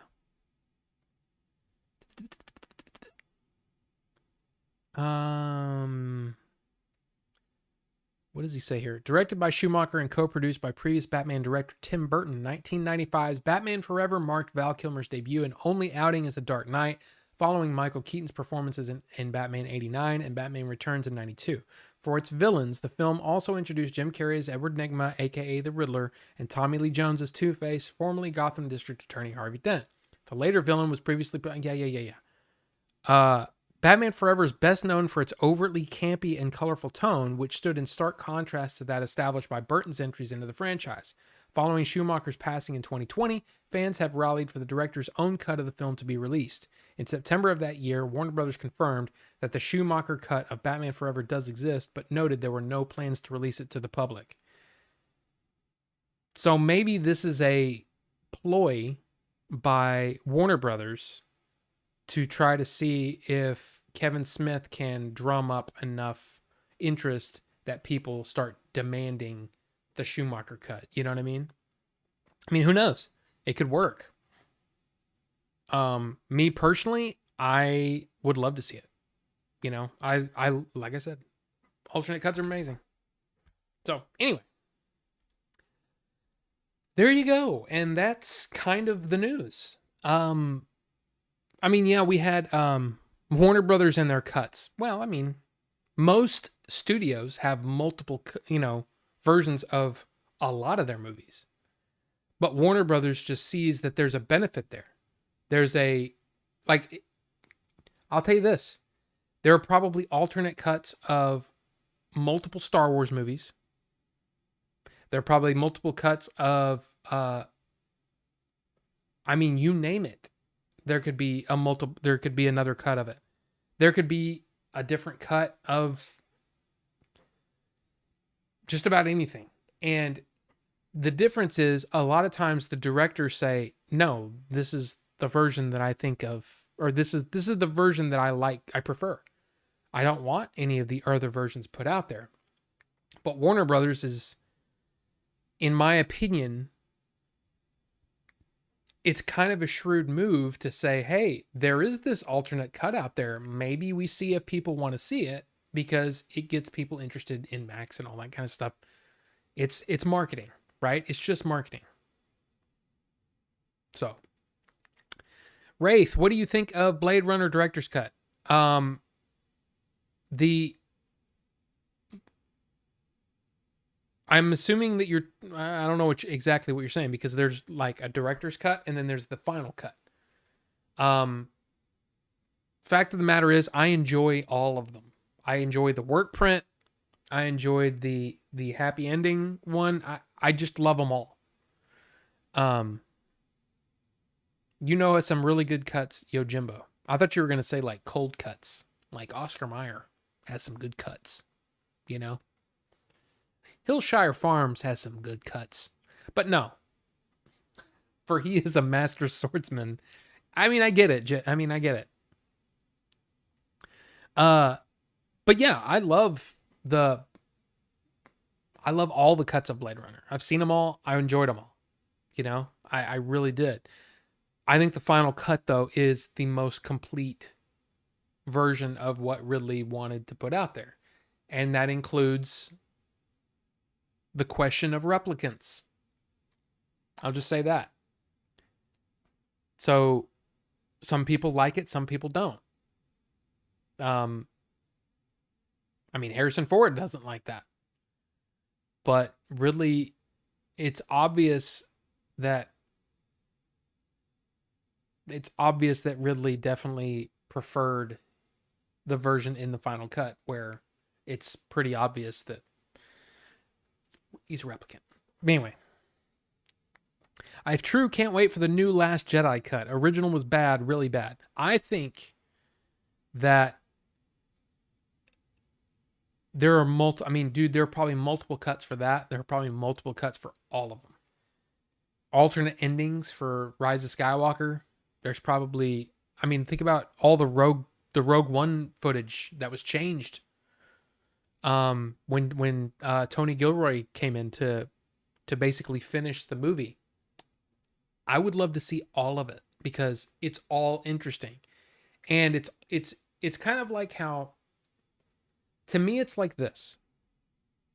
I've always found it interesting which is why I do so many different reviews. I don't just typically do the hot new movie, even though The Flash comes out on Thursday night. So guess what? There'll be a Flash review on Thursday night. Anyway, but I do a lot of different reviews, because I think you learn a lot about a person by what movies they like and don't like. To me, you learn a lot about a person, a director, by looking at what cuts they prefer. Like, it's interesting to me that Ridley prefers this cut over this cut. And it's interesting to see what decisions were made to get there. And Ridley's one of the few directors that allows the audience, the plebs, right? He lets you into that process and lets you see what decisions were made and why things were cut, why things were done that way in a lot of cases. And I find that really awesome. So yeah. There you go. But yeah, I bet you any amount of money that there are tons of cuts. Well, it's obvious, right? There's tons of cuts of every single movie. It's really just a matter of, is this something that we can release and make money off of? Is it worth us putting the money into doing that? With Schumacher coming out and doing that interview, like I said before he passed, and then saying that, and then getting fans to kind of be interested in it, it's basically opening the door to Warner Brothers maybe going, hey, if we release that could be a thing. Could bring some people in, blah, blah, blah, make some money. You know what I mean? So yeah.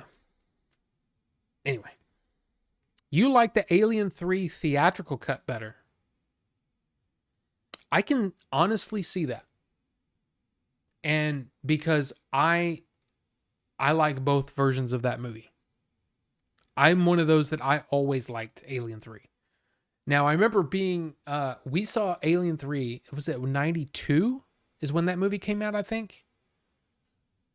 My dad took me to see that. So I was 16. I was so excited. And, in the first 5 seconds, it kills off Newton Hicks, right? And I'm sitting there going, what the hell is this? And then sat back and just watched the movie and was like, I actually enjoyed that. I actually enjoyed the movie. And I really enjoy the aesthetic that Fincher brings to that movie. I thought at that time, I thought that the CG for the alien was incredibly cool, because the alien was doing stuff that I never imagined it could do. Well, because it was fake, right? But I enjoyed it. But I think the director's version would have been a more palatable version, but it's still, look, there's a lot of people that don't like Alien 3 just because of that beginning. Oh, and I didn't even see that Mr. Shady J is here. Welcome, Jay. Good to see you. That wasn't a typo. I don't make mistakes. Sword. Gotcha, Billy. Bucho, sorry. Jeez. When they announced those new Star Wars films, was any of them Rogue 2? No, Bucho, no. I got a bail gang. Catches on the flip side. Rock on. Hey, Bucho, you have a good one. Good to see you. Look, The Flash is one of those movies that is still, and for probably many, many years, will be controversial. There's going to be people that will say, oh yeah, I'll watch it, but I won't pay for it. Meaning they'll,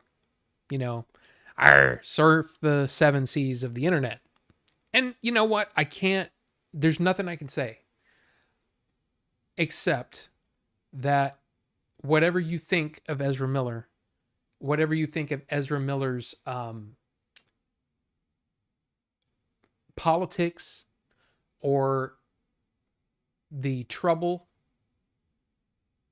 that they've been in, all I can say is that Ezra Miller is only one piece of the puzzle or of that project. There's Andy Muschietti, who, from all accounts, did an amazing job with that movie. There's all of the actors involved that made that movie possible. There's crew that probably most likely worked their ass off on that movie. And I choose to go see that movie for that. Plus, it's a movie that I want to see. But I've never been one to completely discount a movie because an actor said something that I don't like, or an actor did something I don't like. Although I will say that it is a little difficult to watch some Kevin Spacey movies now, depending on the subject matter. It's a little uncomfortable. But it's just, I get it. If you don't want to watch it, don't watch it. But there are a lot of people that worked on that movie that I feel like deserve that attention.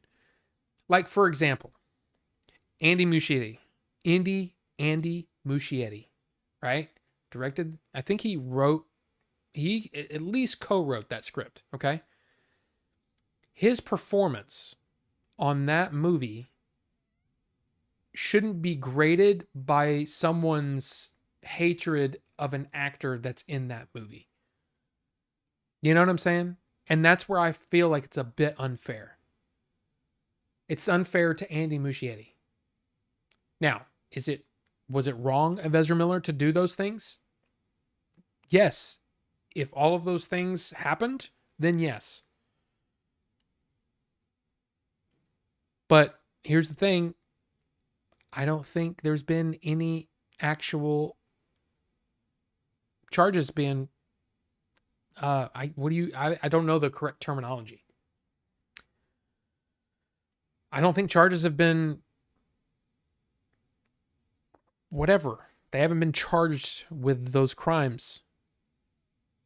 So at least in this case, innocent until proven guilty.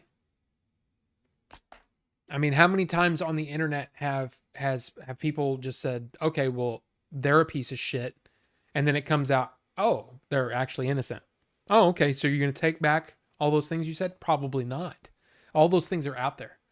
So I feel like in a lot of ways, people made a judgment call on him, them, whatever, without all the information. And I feel like we still don't have all the information. So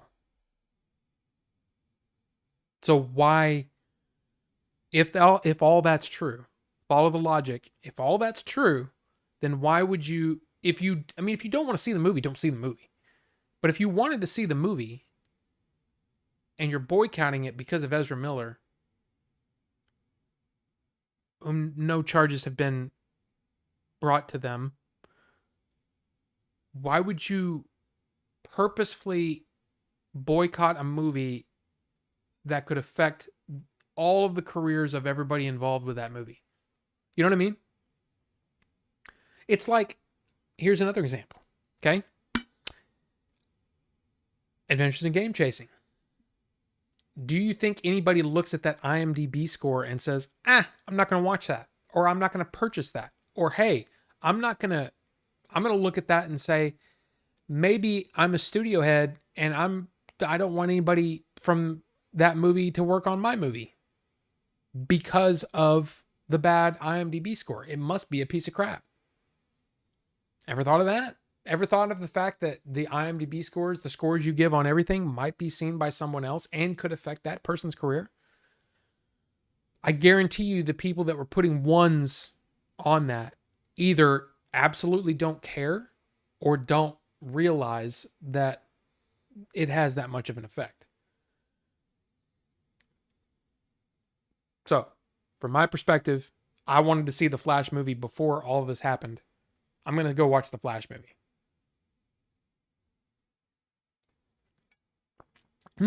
Anyway, the camera angle in the corridor chase was fantastic.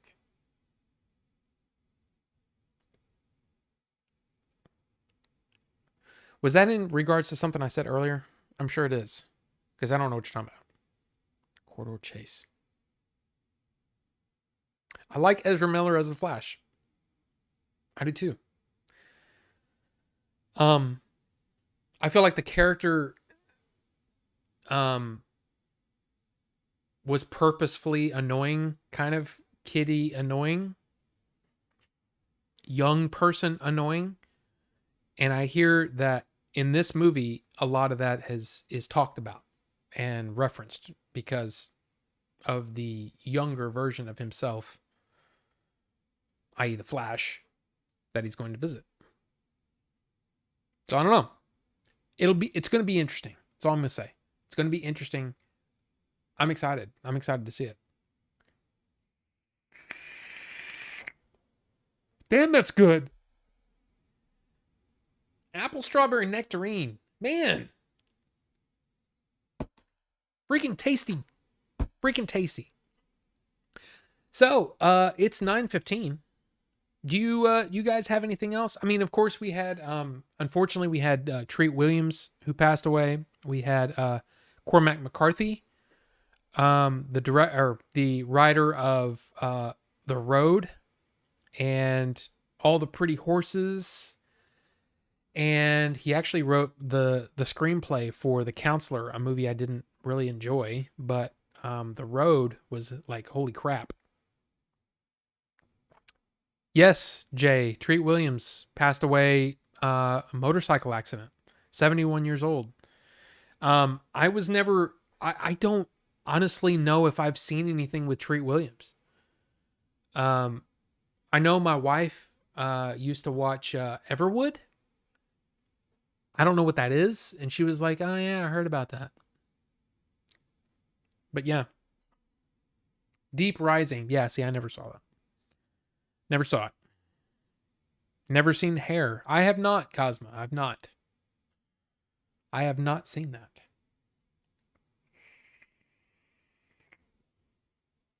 But look, it's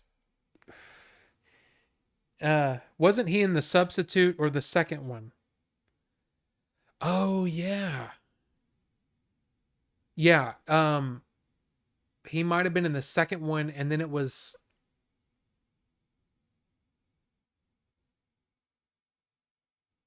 mm,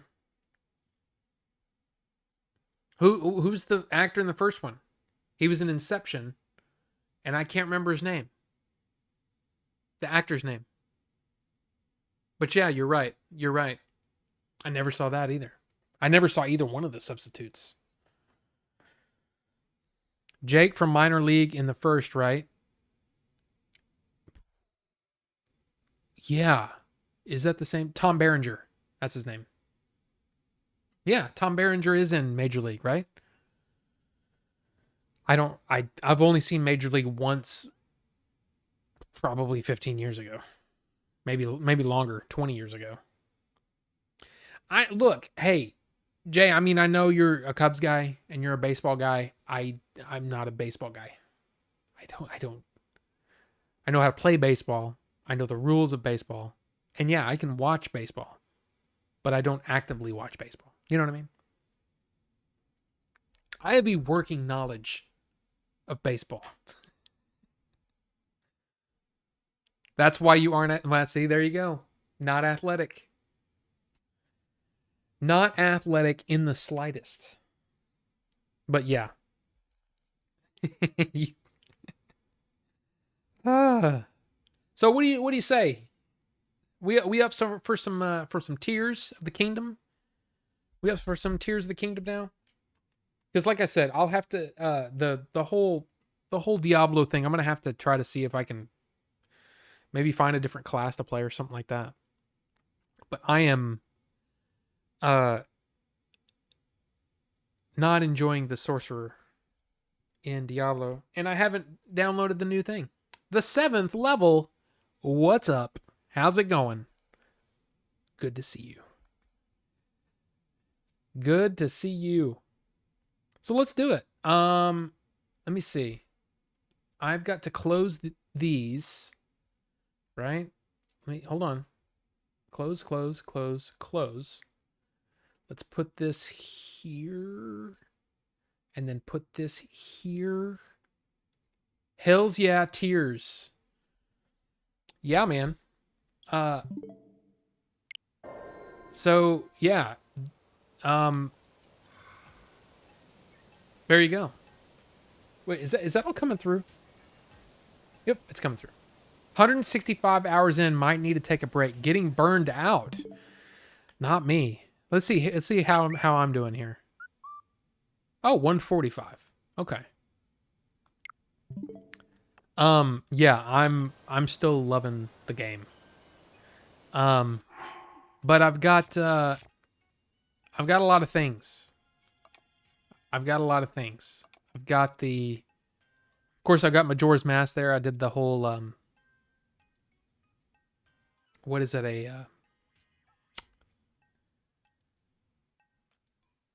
I can't remember what it's called. Challenge thing. I still need to get this helmet. I need to get let's see. I need to find some freaking. It's 8:20 a.m. Damn it! I need to find some freaking the guy with the bubble frogs. I got this thing, which I think is really cool. The horns are cool, and don't they glow at night?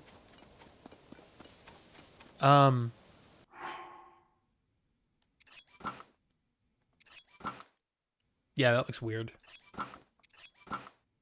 Some goofy looking outfits, man.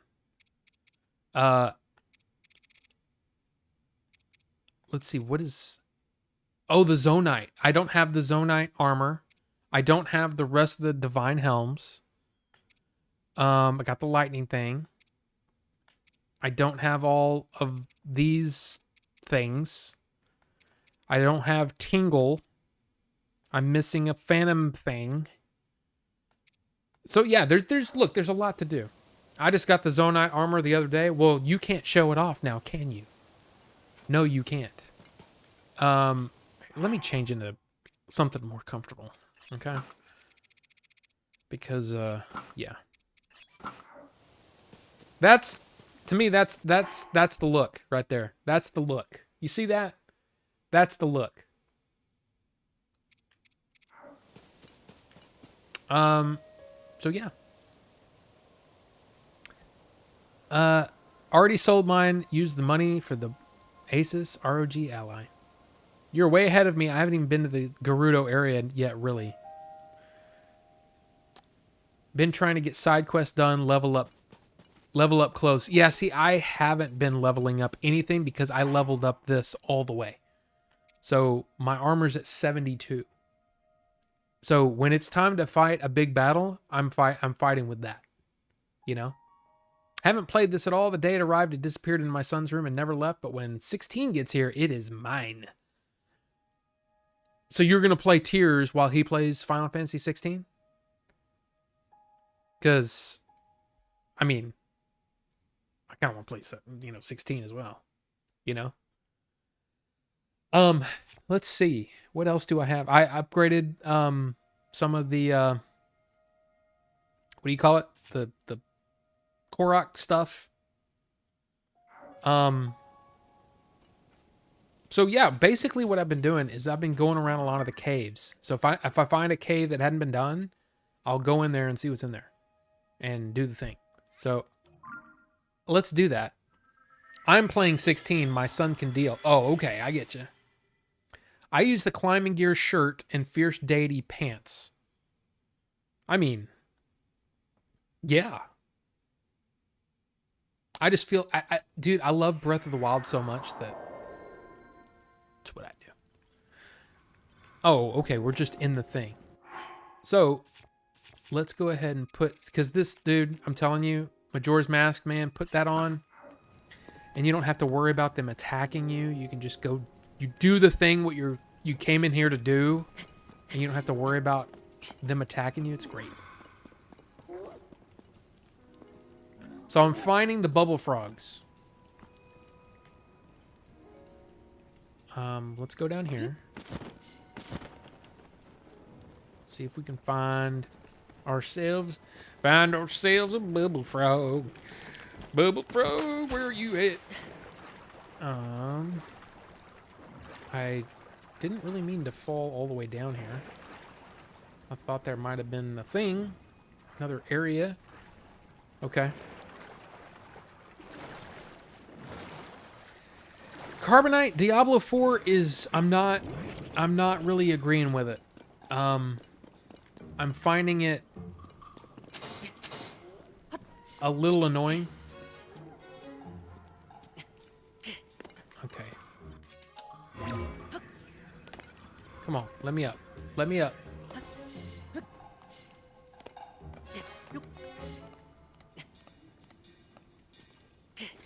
Don't you screw it up for me like, hold on.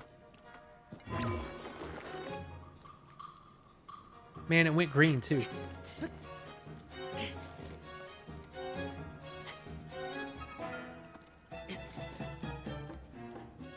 I wonder if it'll let me. Ah! Bastard. Maybe right here? Maybe on this ledge? Get up there.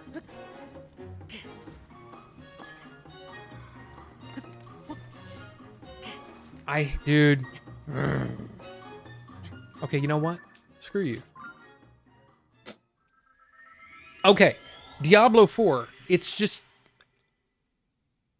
It feels like the difficulty ramps up really fast, and the part that's bothering me about Diablo 4 is that I'm not super enjoying the gameplay loop. You know what I mean? Go out, go to the thing, fight monsters, level up armor, go back, sell all the stuff that you don't need, and craft and all that stuff, and then go back out, and then the difficulty went way up, so I was just like, okay, maybe it's just because the sorceress is not where I should be playing. So, isn't that what you did on D3 though? Yes, but the skill tree on D4 is completely different. With Diablo 3, it's easy to just experiment with different combinations of things. With Diablo 4, you have to, undo this and then, undo this skill and then do this skill and then see if that works and blah blah blah. I don't prefer that system. A skill tree versus okay, here's all the skills and you can level those skills up as you go, period.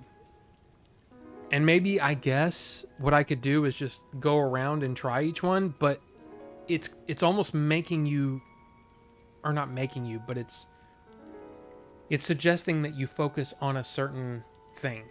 And I don't know. It's just not vibing with me. It's just not vibing with me. So we'll see. We'll see if maybe if I change up the if I change my what do you call it, my character or whatever, maybe it'll be better. Okay. So I'm missing the bubble frog somewhere. Can you even see that? They kind of just look at you and check you out. But they don't attack. Unless something else attacks you. Which is great. So, I don't know if I'm missing a cavern somewhere. There's got to be another place with the bubble frog, yeah? Oh, maybe back here. Huh. Gimme.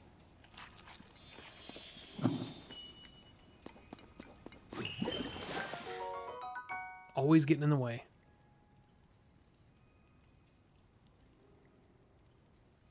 Path of Exile. Yeah, see, I haven't tried that at all. Isn't that what you did on... Yeah, it's... The difficulty spike is one thing, but it's also the... Is that... That's not explodey stuff, right? It looks like different rock, right? Let's find out. Look out, guys. I'm about to throw a bomb. Oops. Y'all okay? Of course you are. So yeah. Okay, so that one, this one's done. Let's see. What else we got? Okay, I haven't done this one. Mount Dunsel. Watch the PoE 2 trailer. The combat is insane. Okay. But yeah, it's... I don't know, man. I really... Especially since I bought the Big Bad Edition, whatever. I want to like Diablo. I really do. Because, I mean, Diablo 3 is... Dude, I've played so many hours of that game. This one's just... I don't know. Maybe I just need to experiment more. Maybe I spend more time. But also, it's because I know this is still here and that I'm still playing this. I just want to get back to this. So maybe that's it. All right. So yet another cave. Yet another stupid like.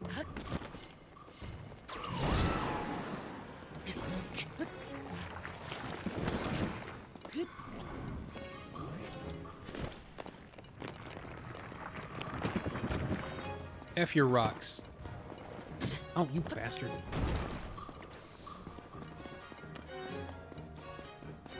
Okay. Okay. Is that the entrance? I wonder if I just didn't go back here the first time.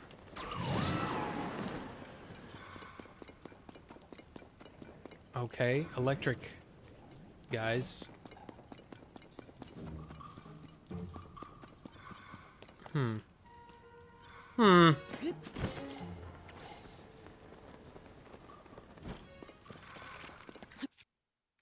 Dazzle fruit.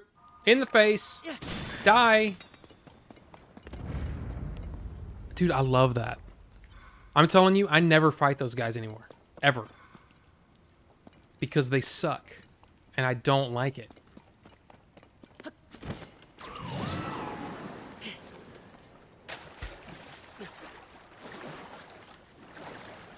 Oh, yeah. Oh, yeah. Alright. Let's do this. Put this over here.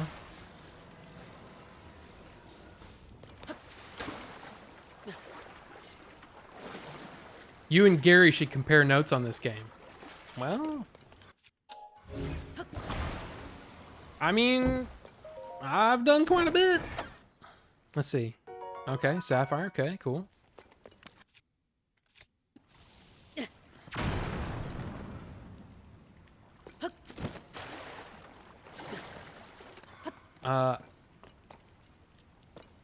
What?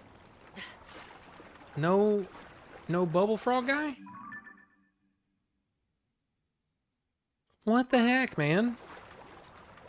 I was really expecting to see one in here. Crap. Looks more Diablo than Diablo? Okay. Then I should check it out then.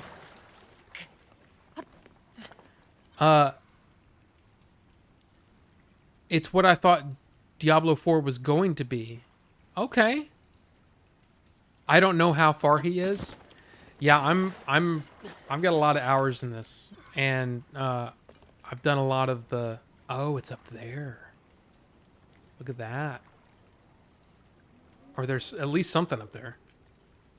Well, here, just go back over here, stand on this thing, and jump on up there. You know.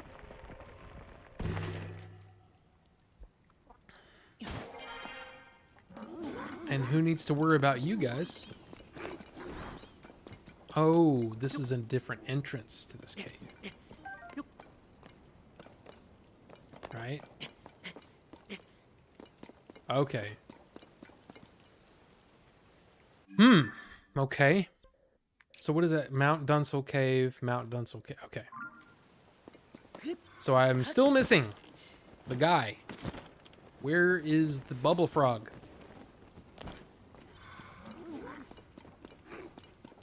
Bubble frog. Oh, bubble frog. Hello. Oh, it's too late.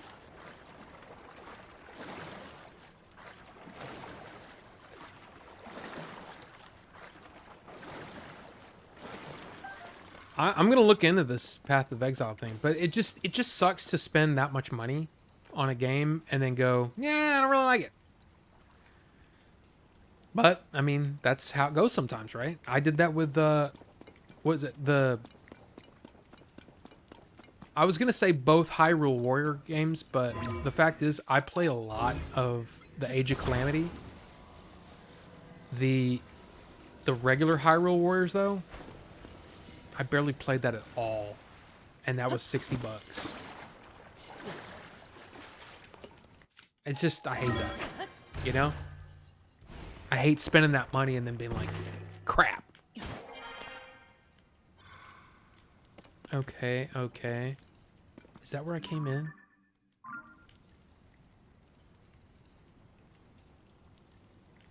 Crap, I can't remember where I... Okay, no, I did this. I came from that way. And then this way has more of the whatchamacallits, right? Maybe it's in here somewhere. The electric guys.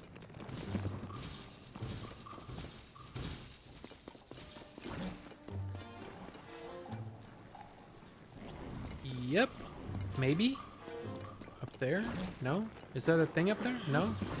Okay, move, move. We're gonna get electrified if we're not careful.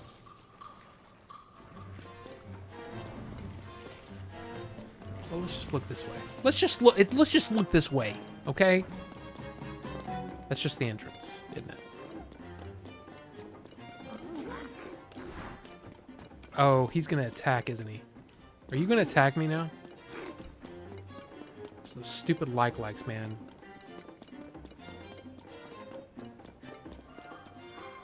Damn it. Okay.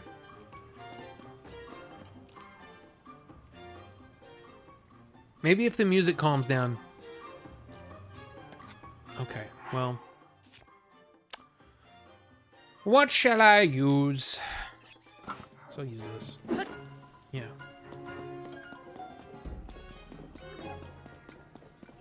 Are you gonna chill? Nope.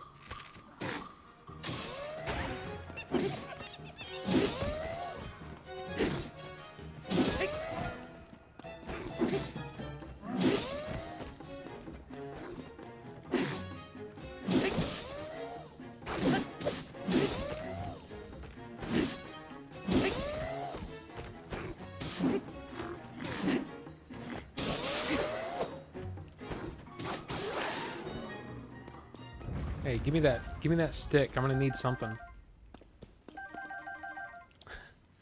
From what I've seen in comparison, PoE has way more brutal themes and awesome music. It's so creepy.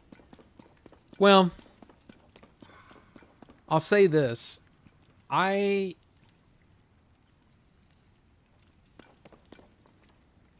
mean, look, Diablo 3 was pretty damn creepy. And Diablo 4 so far is... Damn it, I went the wrong way. Is pretty creepy too. But I play the game because of the gameplay. You know what I mean? The story is kind of like, I don't super care. Oh, you're fighting demons. Okay, well, cool. It's no big thing. But my thing too is that I would rather play just a fun game. And what I've played so far hasn't been incredibly fun for me. Should I just... Maybe I should just kill these guys so I can... Maybe... Wait, can I? Will that put me right up top? Or is it going to take me all the way out? It's taking me all the way out. Didn't want to go all the way out. Damn it. Damn it!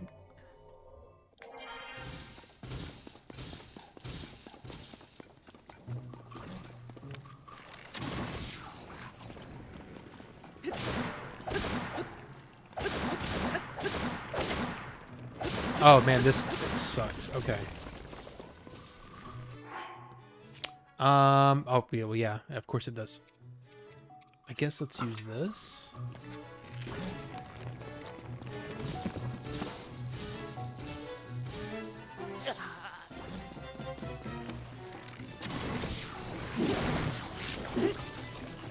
Move!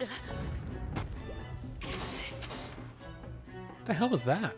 Why did that hurt me so much? Okay.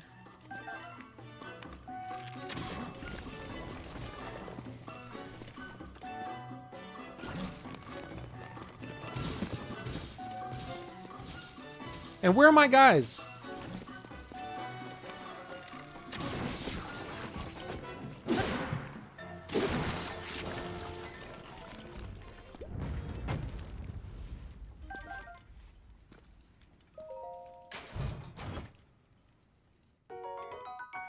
Don't need another one of them. Don't need one. Thank you. All right. So, is there a thing in here? Now it doesn't look like anything. But it looked like there was a ledge. There is nothing up there. So I basically killed them for no reason, apparently.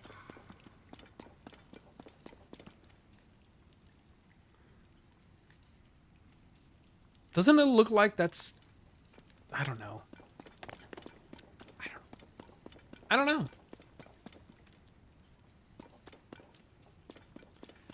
Every time I say it like that, it reminds me of RoboCop with Clarence Boddicker when he's talking to Sal. And he goes, I don't know. I don't know. You know? It's just, I don't know. Maybe it's just, is that me? Just me? All right. I'm weird? Gotcha. What am I missing here? You know what I could do? I mean, I could do this. Sensor. Bubble frog. And it'll at least give me the direction where there's a bubble frog nearby, right? Once I get close. Right?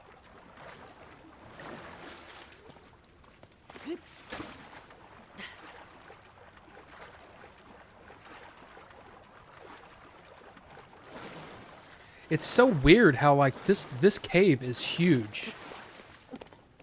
Some of these caves are like literally a room, and then some of them are just massive. Massive, as Bucho would say. I don't really care about the rocks. Okay, there's no bubble frogs anywhere near me here. So many caves, it's crazy. It is crazy. And that's just going back out.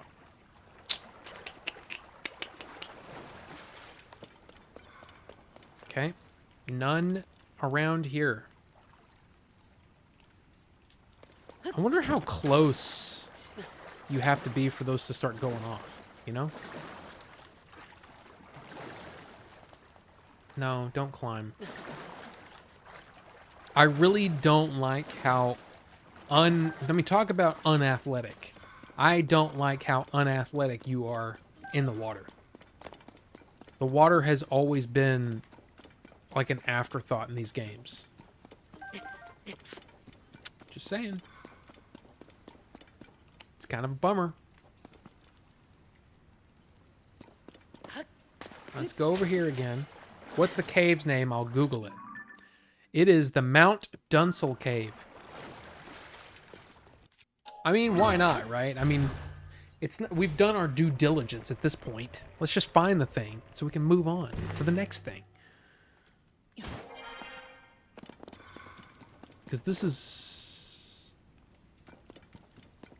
Yeah, this is the way out, isn't it?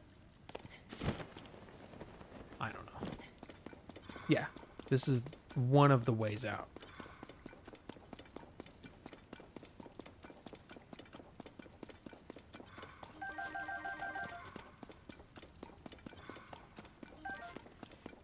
I actually found a pretty helpful website that does the what do you call it? The it's like an interactive map. That one's pretty cool.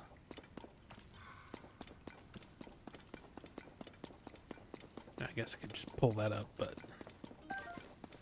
still doesn't give you a great idea of where it is in respect. I don't know.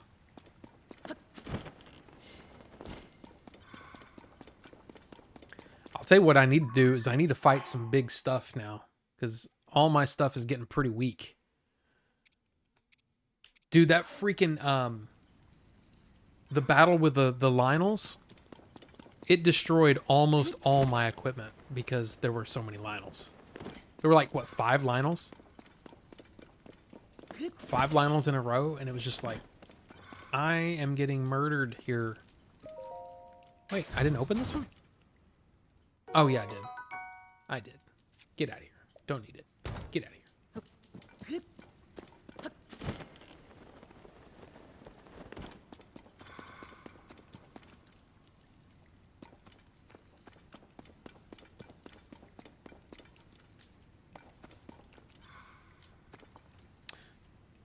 Let me see if I can wait. Yeah.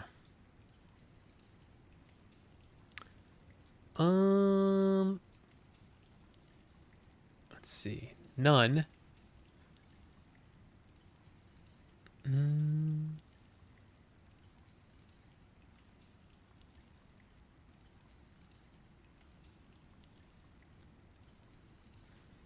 Oh, that map doesn't even have those on there. It just has the caves. Okay.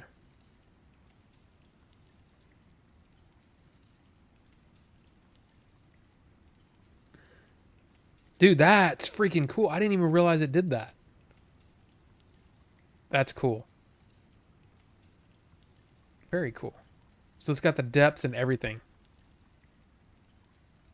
Cool.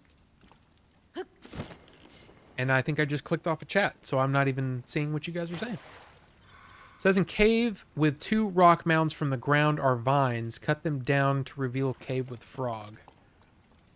Wait. In cave with 2 rock mounds from the ground.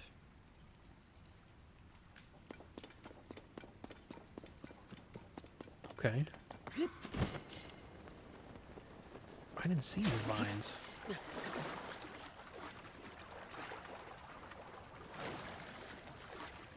Did we completely miss it? I mean, we obviously have missed it, right? Because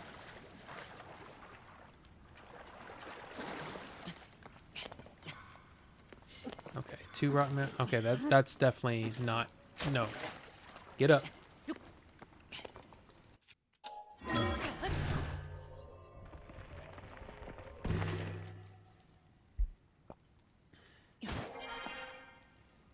Two rock mounds from the ground.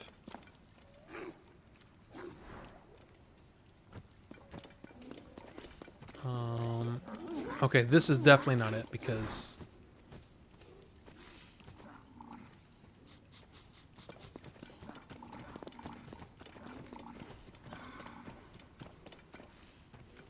I can never remember. Stalactites, stalagmites.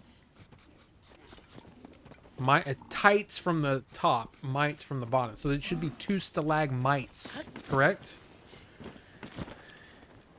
Well.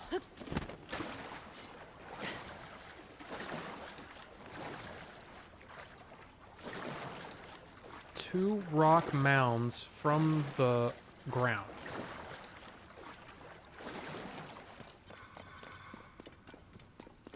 Okay, there's no rock mounds here. Let's get back over. Wait. It moved my thing back. Get back over there, punk, so I can do my ascend. 2 mounds protruding from ground. Right. Right.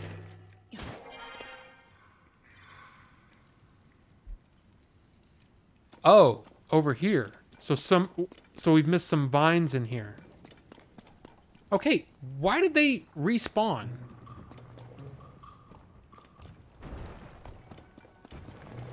Or maybe I just ran past these really fast. And I wasn't looking around.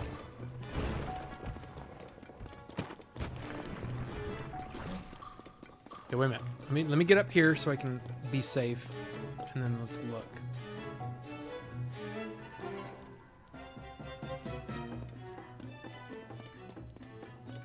Wait, it's not back here. No. Okay. 2 mounds protruding from ground.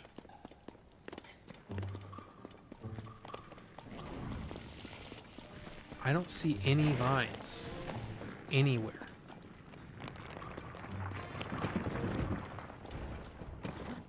Get your rocks out of here.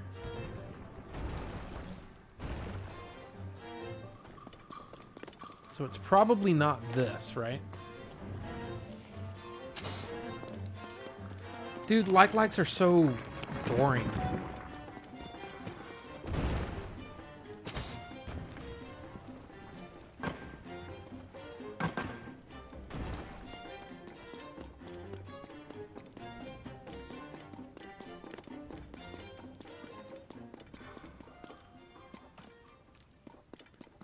I'm kind of, I gotta be honest, kind of feeling like we should just move on.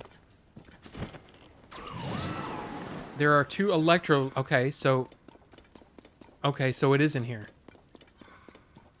So this is where the likes, the Electro ones were.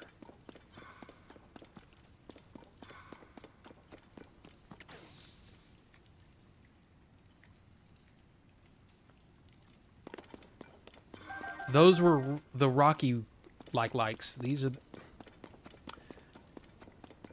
Here it is. Son of a... Damn it.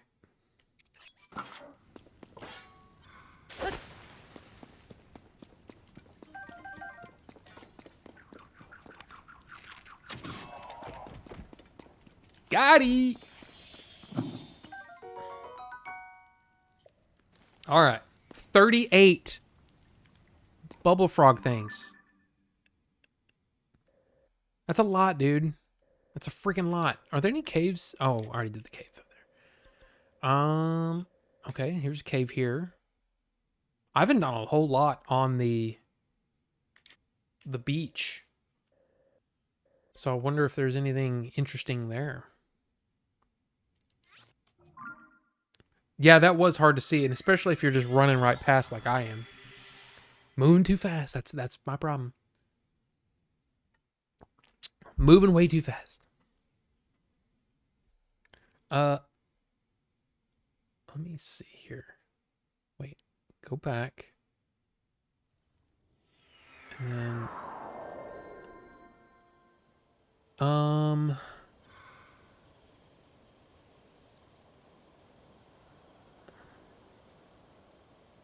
okay, I think I've done that. What's this?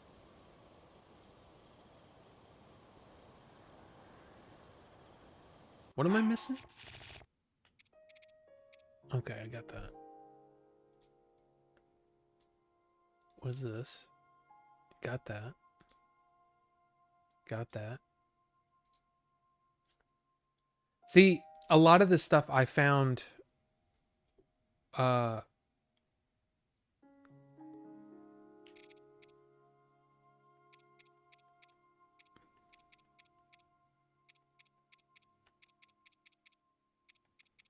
okay, I don't have any of those. Oh, okay. Okay. What was I doing? Oh, I was going south. So this way. Man, he's ugly with that freaking the helmet on.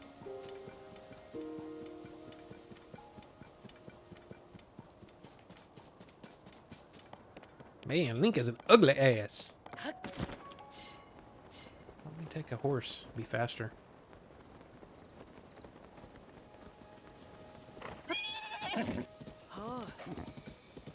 That was easy. Oh! Never mind. Bye. Thanks for the 4-second ride.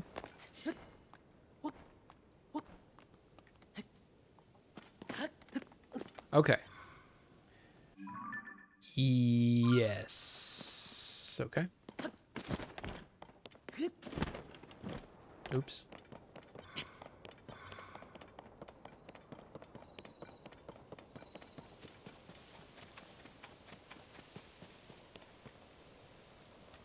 Boy, that sure is deep. Guess I could get a Korok seed.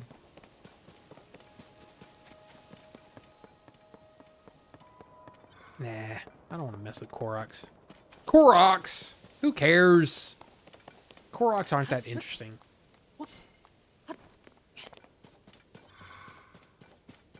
I've been using those Amiibo NFT cards. Got Epona, some glider fabrics, and costumes. Yeah, did you get, well, I'm guessing the Awakening thing. The Link's Awakening one. And I love the fact that the, whatever you call those guys, always wait outside of a cave entrance.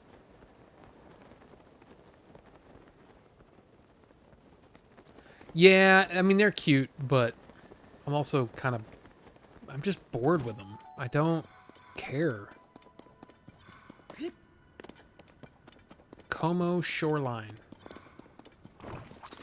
Oh, you. Hey, y'all get those. Get him. Get him. Get him. Shoot him. Kill him.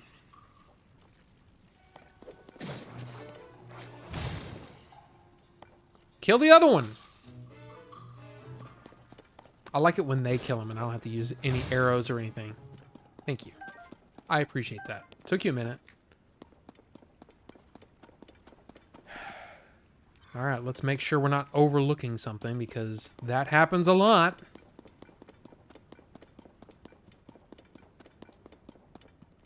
$39 of them.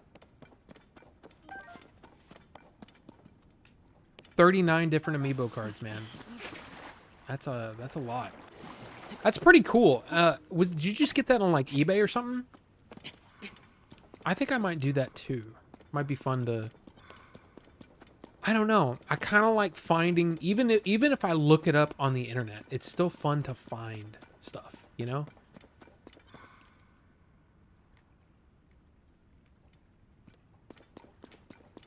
I mean, not to say that, you know, I'm not one of those gatekeepy kind of, you know, oh, you're not playing the game if you don't do something blah, blah, blah that I like. Well, I'm like, dude, do what you want. Hey, how's it going? I like the way they laugh at you.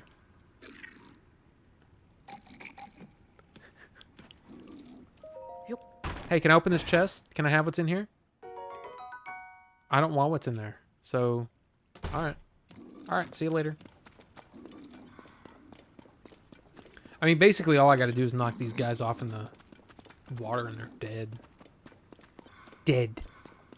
Dead. Almost ran off the side. Is this one gonna be easy and it's just gonna be right up here?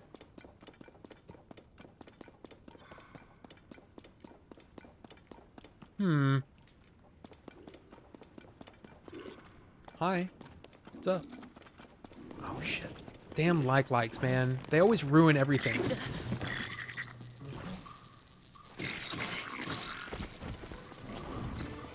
Freaking likes.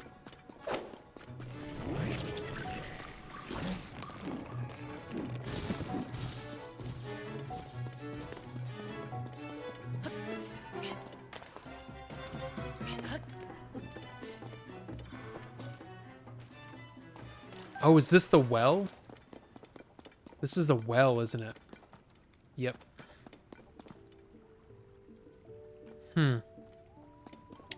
Okay.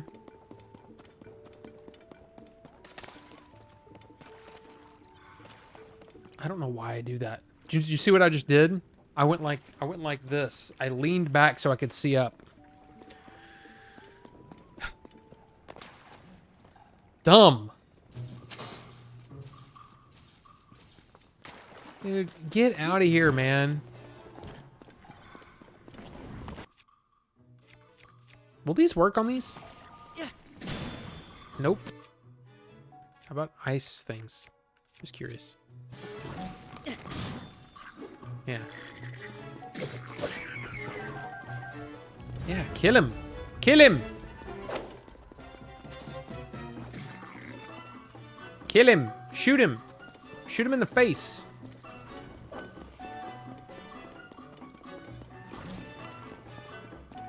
Ah, I see it.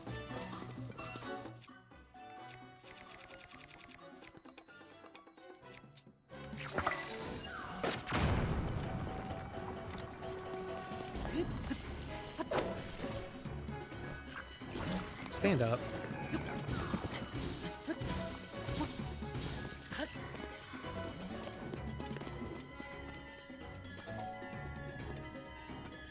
What's in here? Anything good in here? Other than a bubble frog?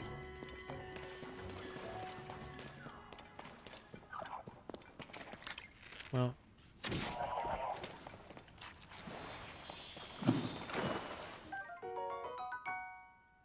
Be sure to check out what NFT cards sets you want to buy. Not all of them have the same amiibo. Some have certain characters and other sets don't.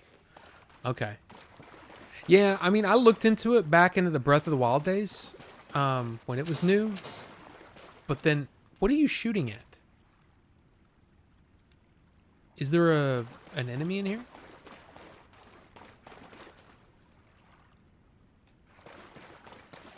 That's weird.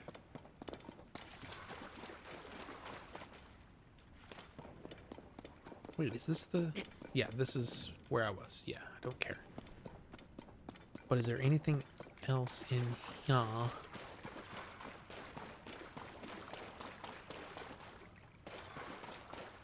The fog plays tricks on me, and it makes it look sometimes like there's a ledge or a room where there is nothing. Okay, so there's nothing. So there's nothing else here. $20,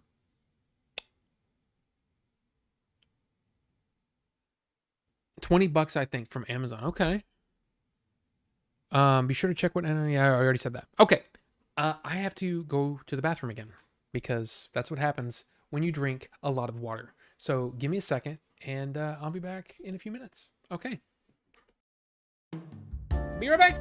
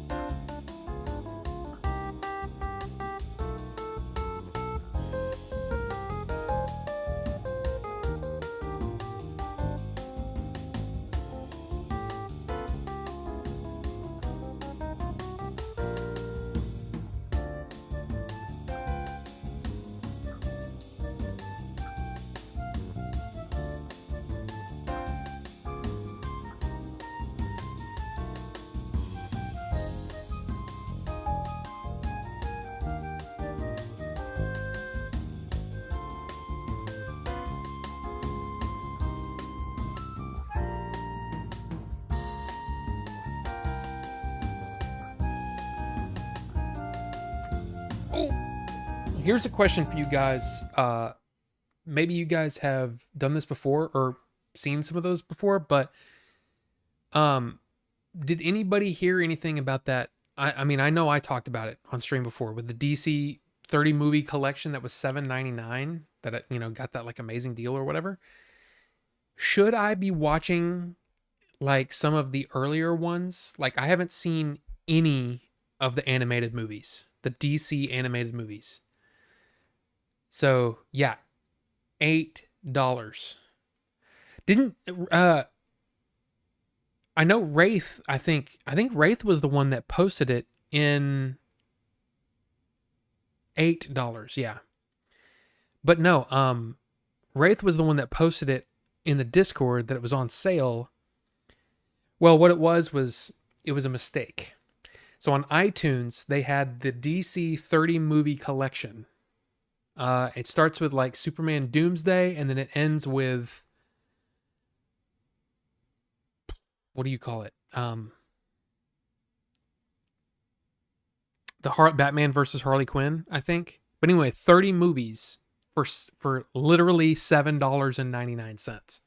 And then and that started at 11 p.m. My time last week or the week before. And then by 1 p.m. that day, they changed the price back to what it should be, which is $99.99.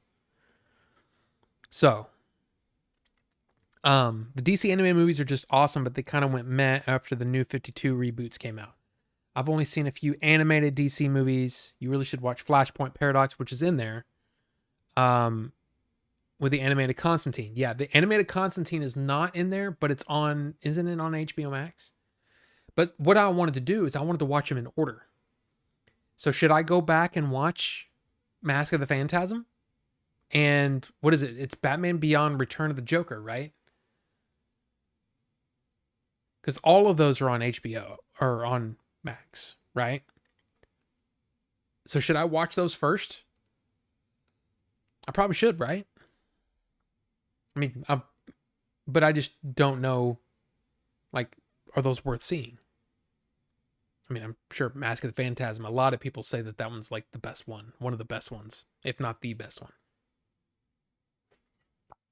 And yeah, it was just, I can't believe, because I was looking on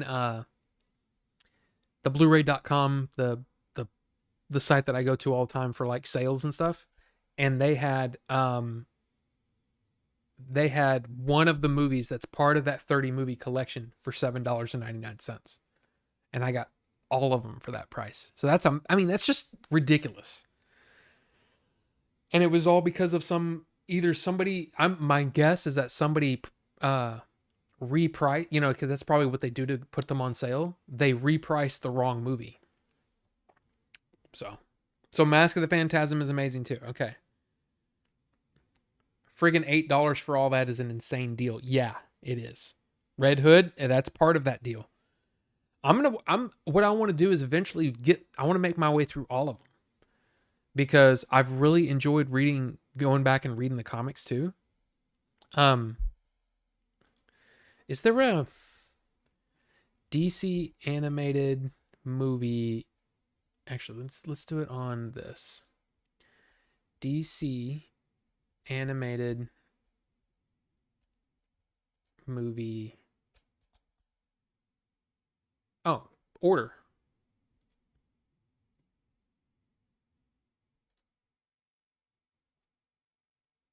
Oh God, man. Dude. Hate all the damn ad things. Get out of here. Yeah, see, so DCAU, the DC animated universe, starts with the Flashpoint paradox. But there's movies before that. So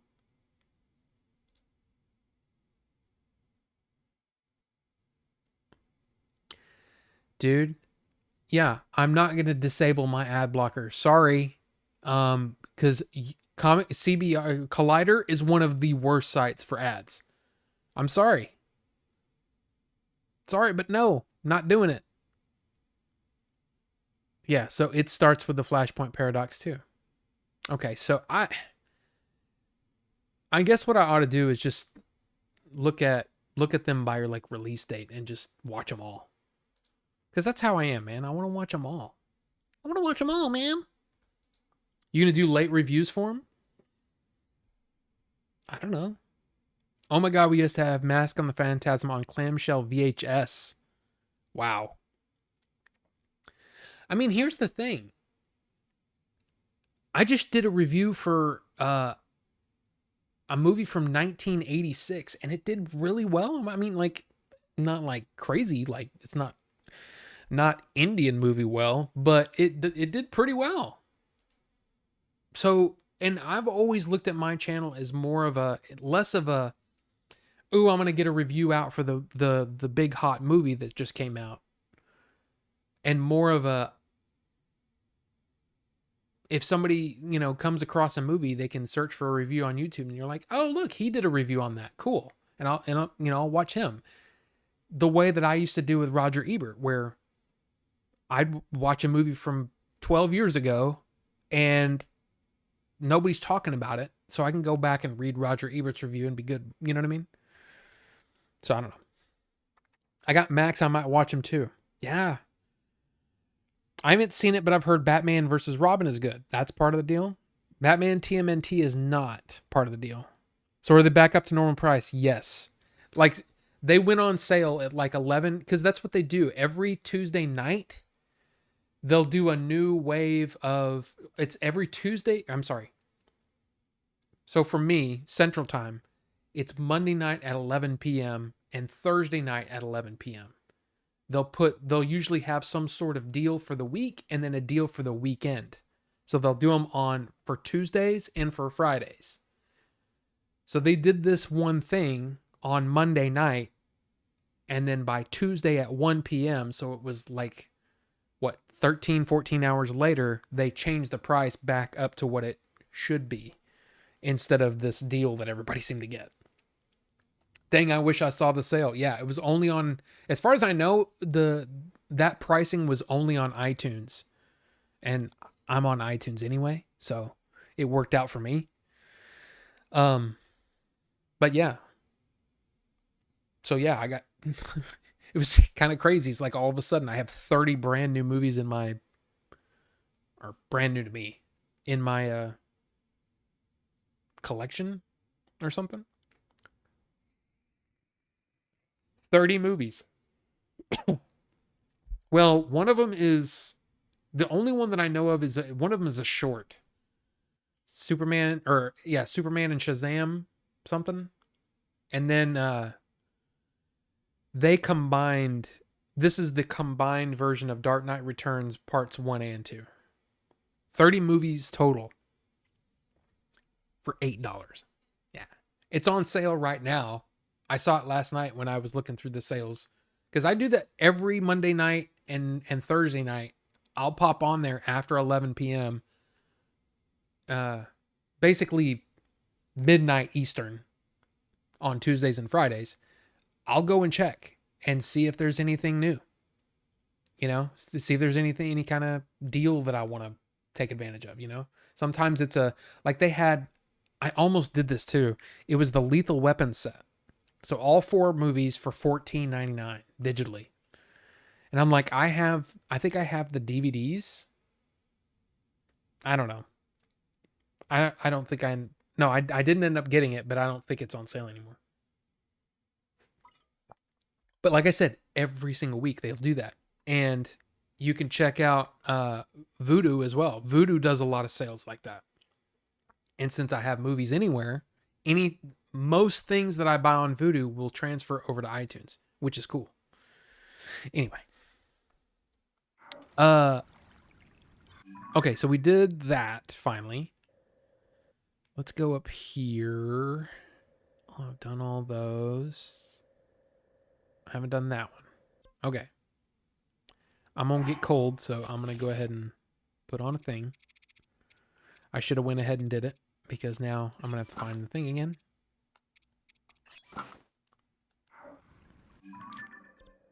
Just up here, yeah? Or here? Yeah.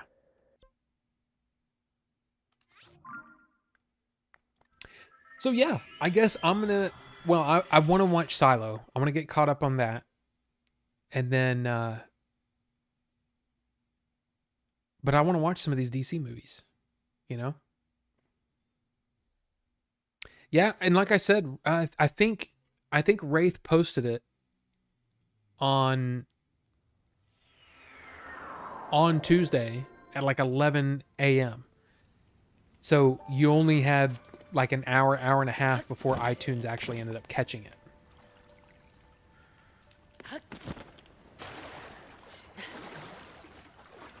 That's probably why I didn't do anything else beyond here, is because I just came in here, did that thing, and then got out of here.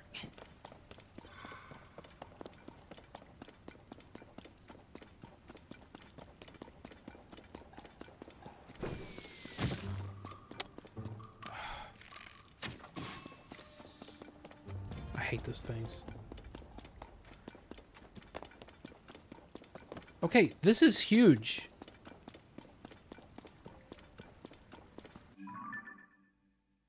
Okay, that's the way in. So it's probably... Oh, it's probably up there, yeah? In that little hole. Yeah, he's probably in there, right?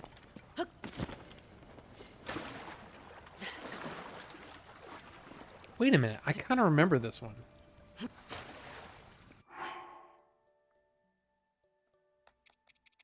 Give me the froggy suit. Where's the froggy suit? Froggy! Froggy! Oh, there it is. I always skip right over that suit.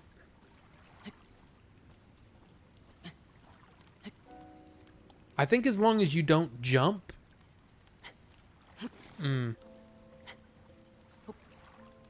It's kind of irritating that it's not slip proof, man.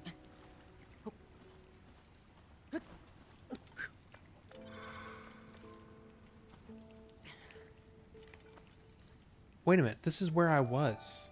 Damn it.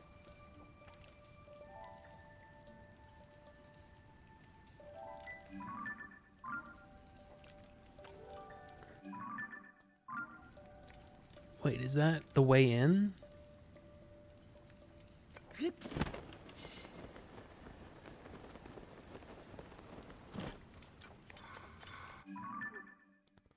Okay.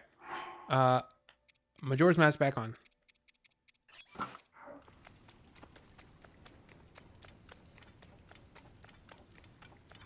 You don't have iTunes, but like I said, if you have movies anywhere, most of those movies will transfer to whatever thing you want. You know, that's what was so cool about it, and it's partially why I always I push that site a lot because it's kind of awesome. He's gonna ruin it, man. Damn it. Asshole.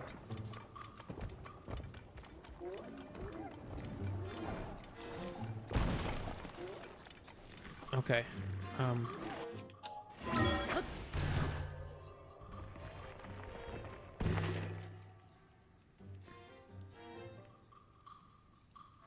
Okay, so there is nothing up here. I'm gonna go ahead and get out of here. Go this way.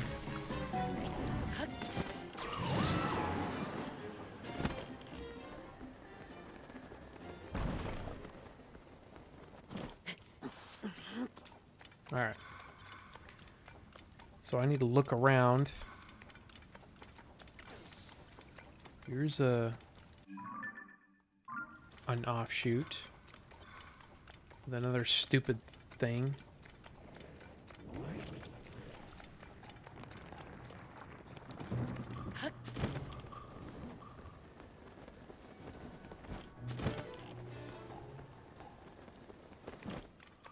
Dude, these go on. Some of these freaking caves are nuts, man.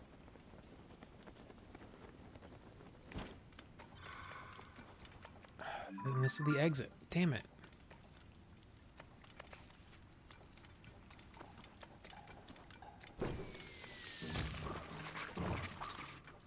Those things ruin it too. The stupid choo-choos. Choo-choos? Is that what they're called?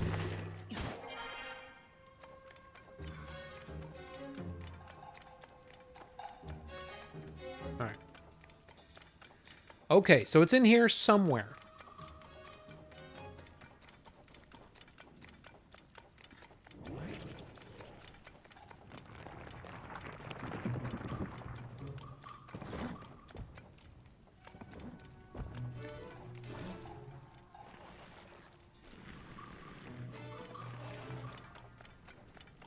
Okay, I don't see him.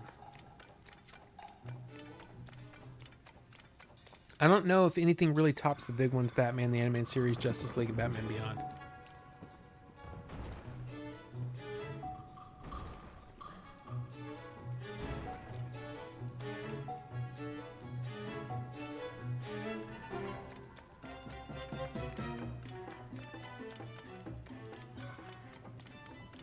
Damn it. What's that cave called? I'll Google it. Lanairu Road East well.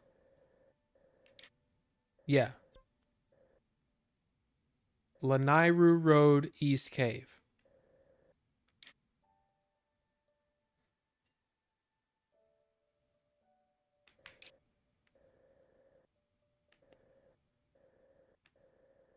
Is there a West Cave? Lanairu Road. There's probably one over here that I haven't even seen yet. There's probably still a ton of stuff I haven't even come close to seeing yet, that's what's crazy about this damn game.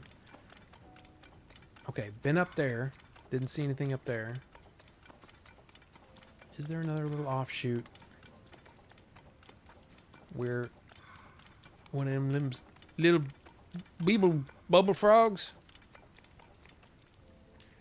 But you know what? I have the bubble frog thing on and it's not going off.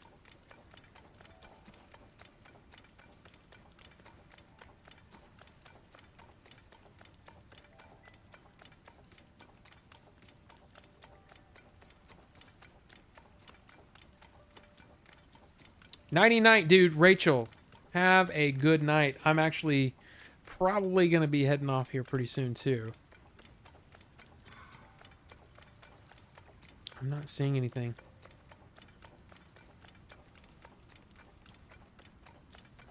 Oh, never mind. He was just here, and for some reason, he wasn't dead.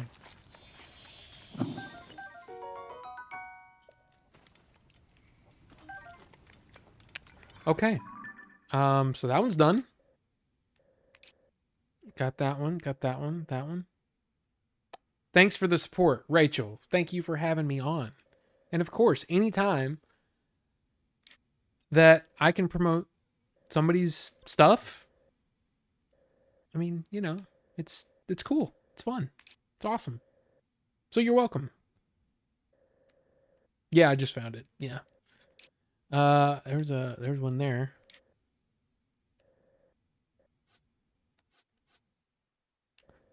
Do this bit.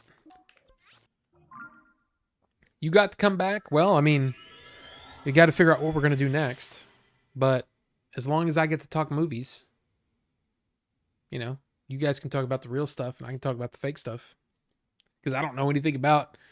I mean, you pulled out some stuff that I didn't know. So, hey. It's cool. It worked out. Oh, I'm cold. Get down, I'm cold. Come on. Ooh. Ooh, that would have sucked. I would have died. Oh, you know what? This is one of those areas that gets cold at night, right?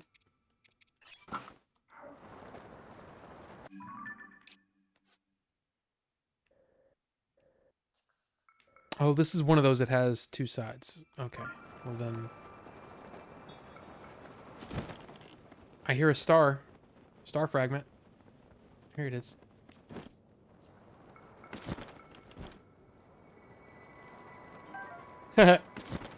Grabbed it.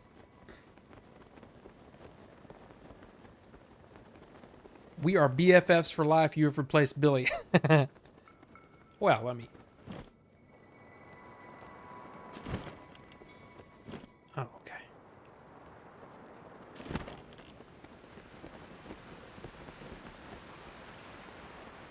Ooh, I'm gonna... Water? Because I don't think I'm gonna be able to make it in. Yep.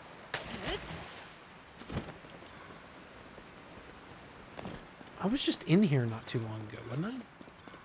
Yeah, because I did this thing. And I didn't do the thing? Have a good night, Rachel.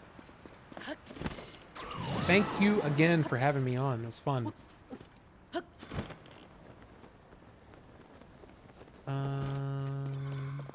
Sure. Let's do this bit. Oh, there's already one there.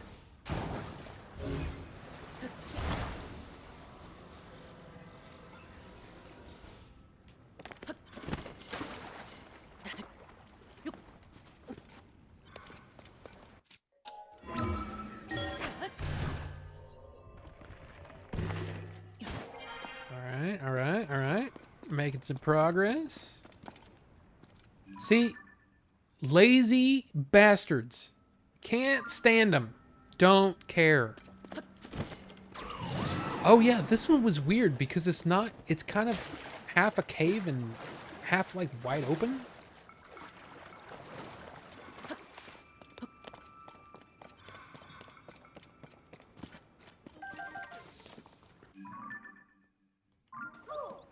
Yeah, because now I'm just outside the thing. So it's like straight through, which means it's got to be...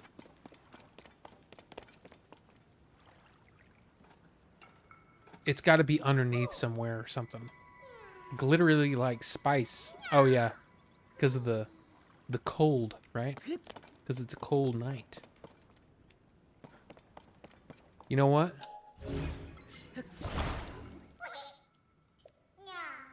You must be able to see me. Be gentle, okay? I'm in a real pig. Okay, I don't care, dude. I was just gonna put you in the water. You're so tired, I can't move. Oh yeah? Well, how's this? How you feel now?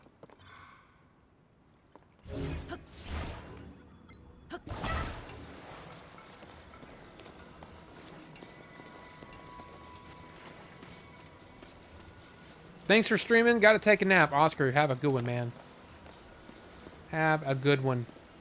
Hope you... I mean, I'm glad you know, had fun and enjoyed the thing and...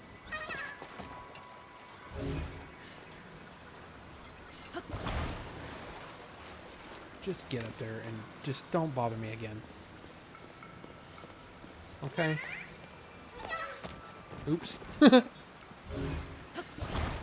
would have been funny if I dropped him and he just... all the way back down.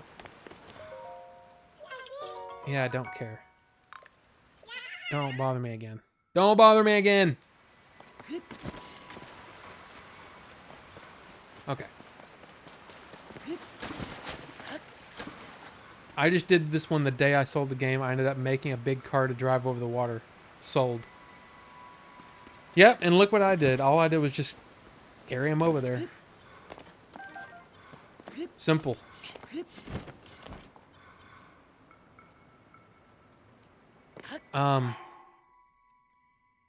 Yeah, dude, my back's starting to hurt.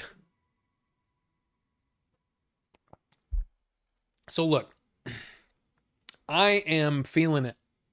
How about we do this? How about I make no promises? Yeah. No, it would be really cool to stream this weekend sometime. Either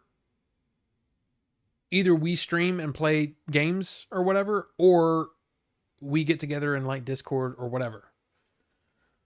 That's what I like about... Oh, I'm sorry. That's what I like. That's what I like about physical games. You can sell and trade them. Sorry. I know what you meant. But no,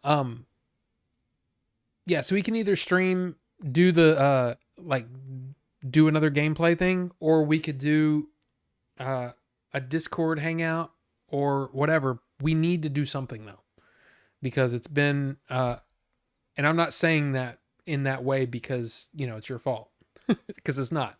It's my fault because I either didn't plan properly or, yeah, I got busy. So definitely not your fault. Anyway, we need to figure it out and do something this weekend. So either Friday night or Saturday or Sunday. We'll do something. You want to do a hangout? I'm cool with a hangout. I'm totally cool with a hangout. So we'll just figure it out. I'll talk with April. She's been sick for like a week now. So, I don't know. I don't know what's going on or what we're going to be doing, but we'll figure it out and we'll talk in the old Discord. She okay? Yeah, it's just allergies and, you know, cold crap. You know what I mean? Not a bad sick, just kind of I feel like crap. I don't feel like doing anything. So I was doing stuff for blah, blah, blah. You know, I went and got her her inspection done, her thing. You'll talk? What will I talk, Jay? You don't feel like doing anything. What? What, Jay?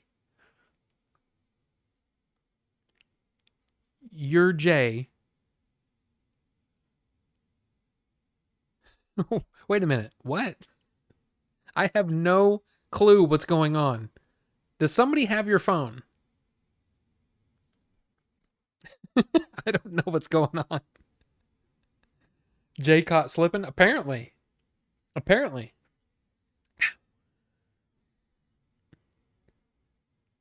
You have no clue what's going on. No, I don't. Like, somebody have your phone, Jay?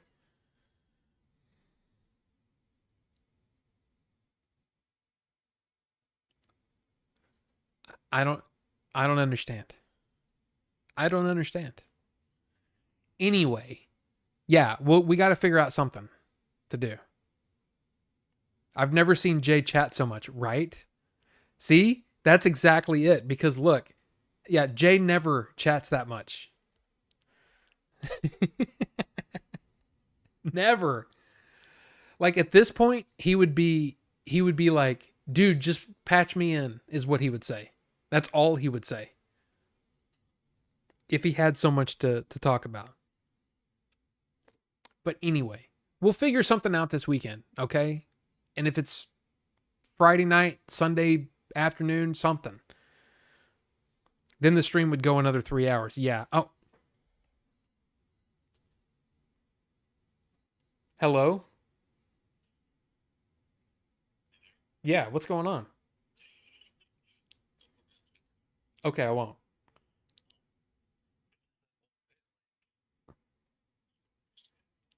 Yeah. Well, it's kind of like it's but we well, at least one of the things I used to do is like, it's kind of like the Napoleon Dynamite thing. Your mom goes to college, stuff like that. Oh, okay, okay. Well then, you're right. I was like, what is going on?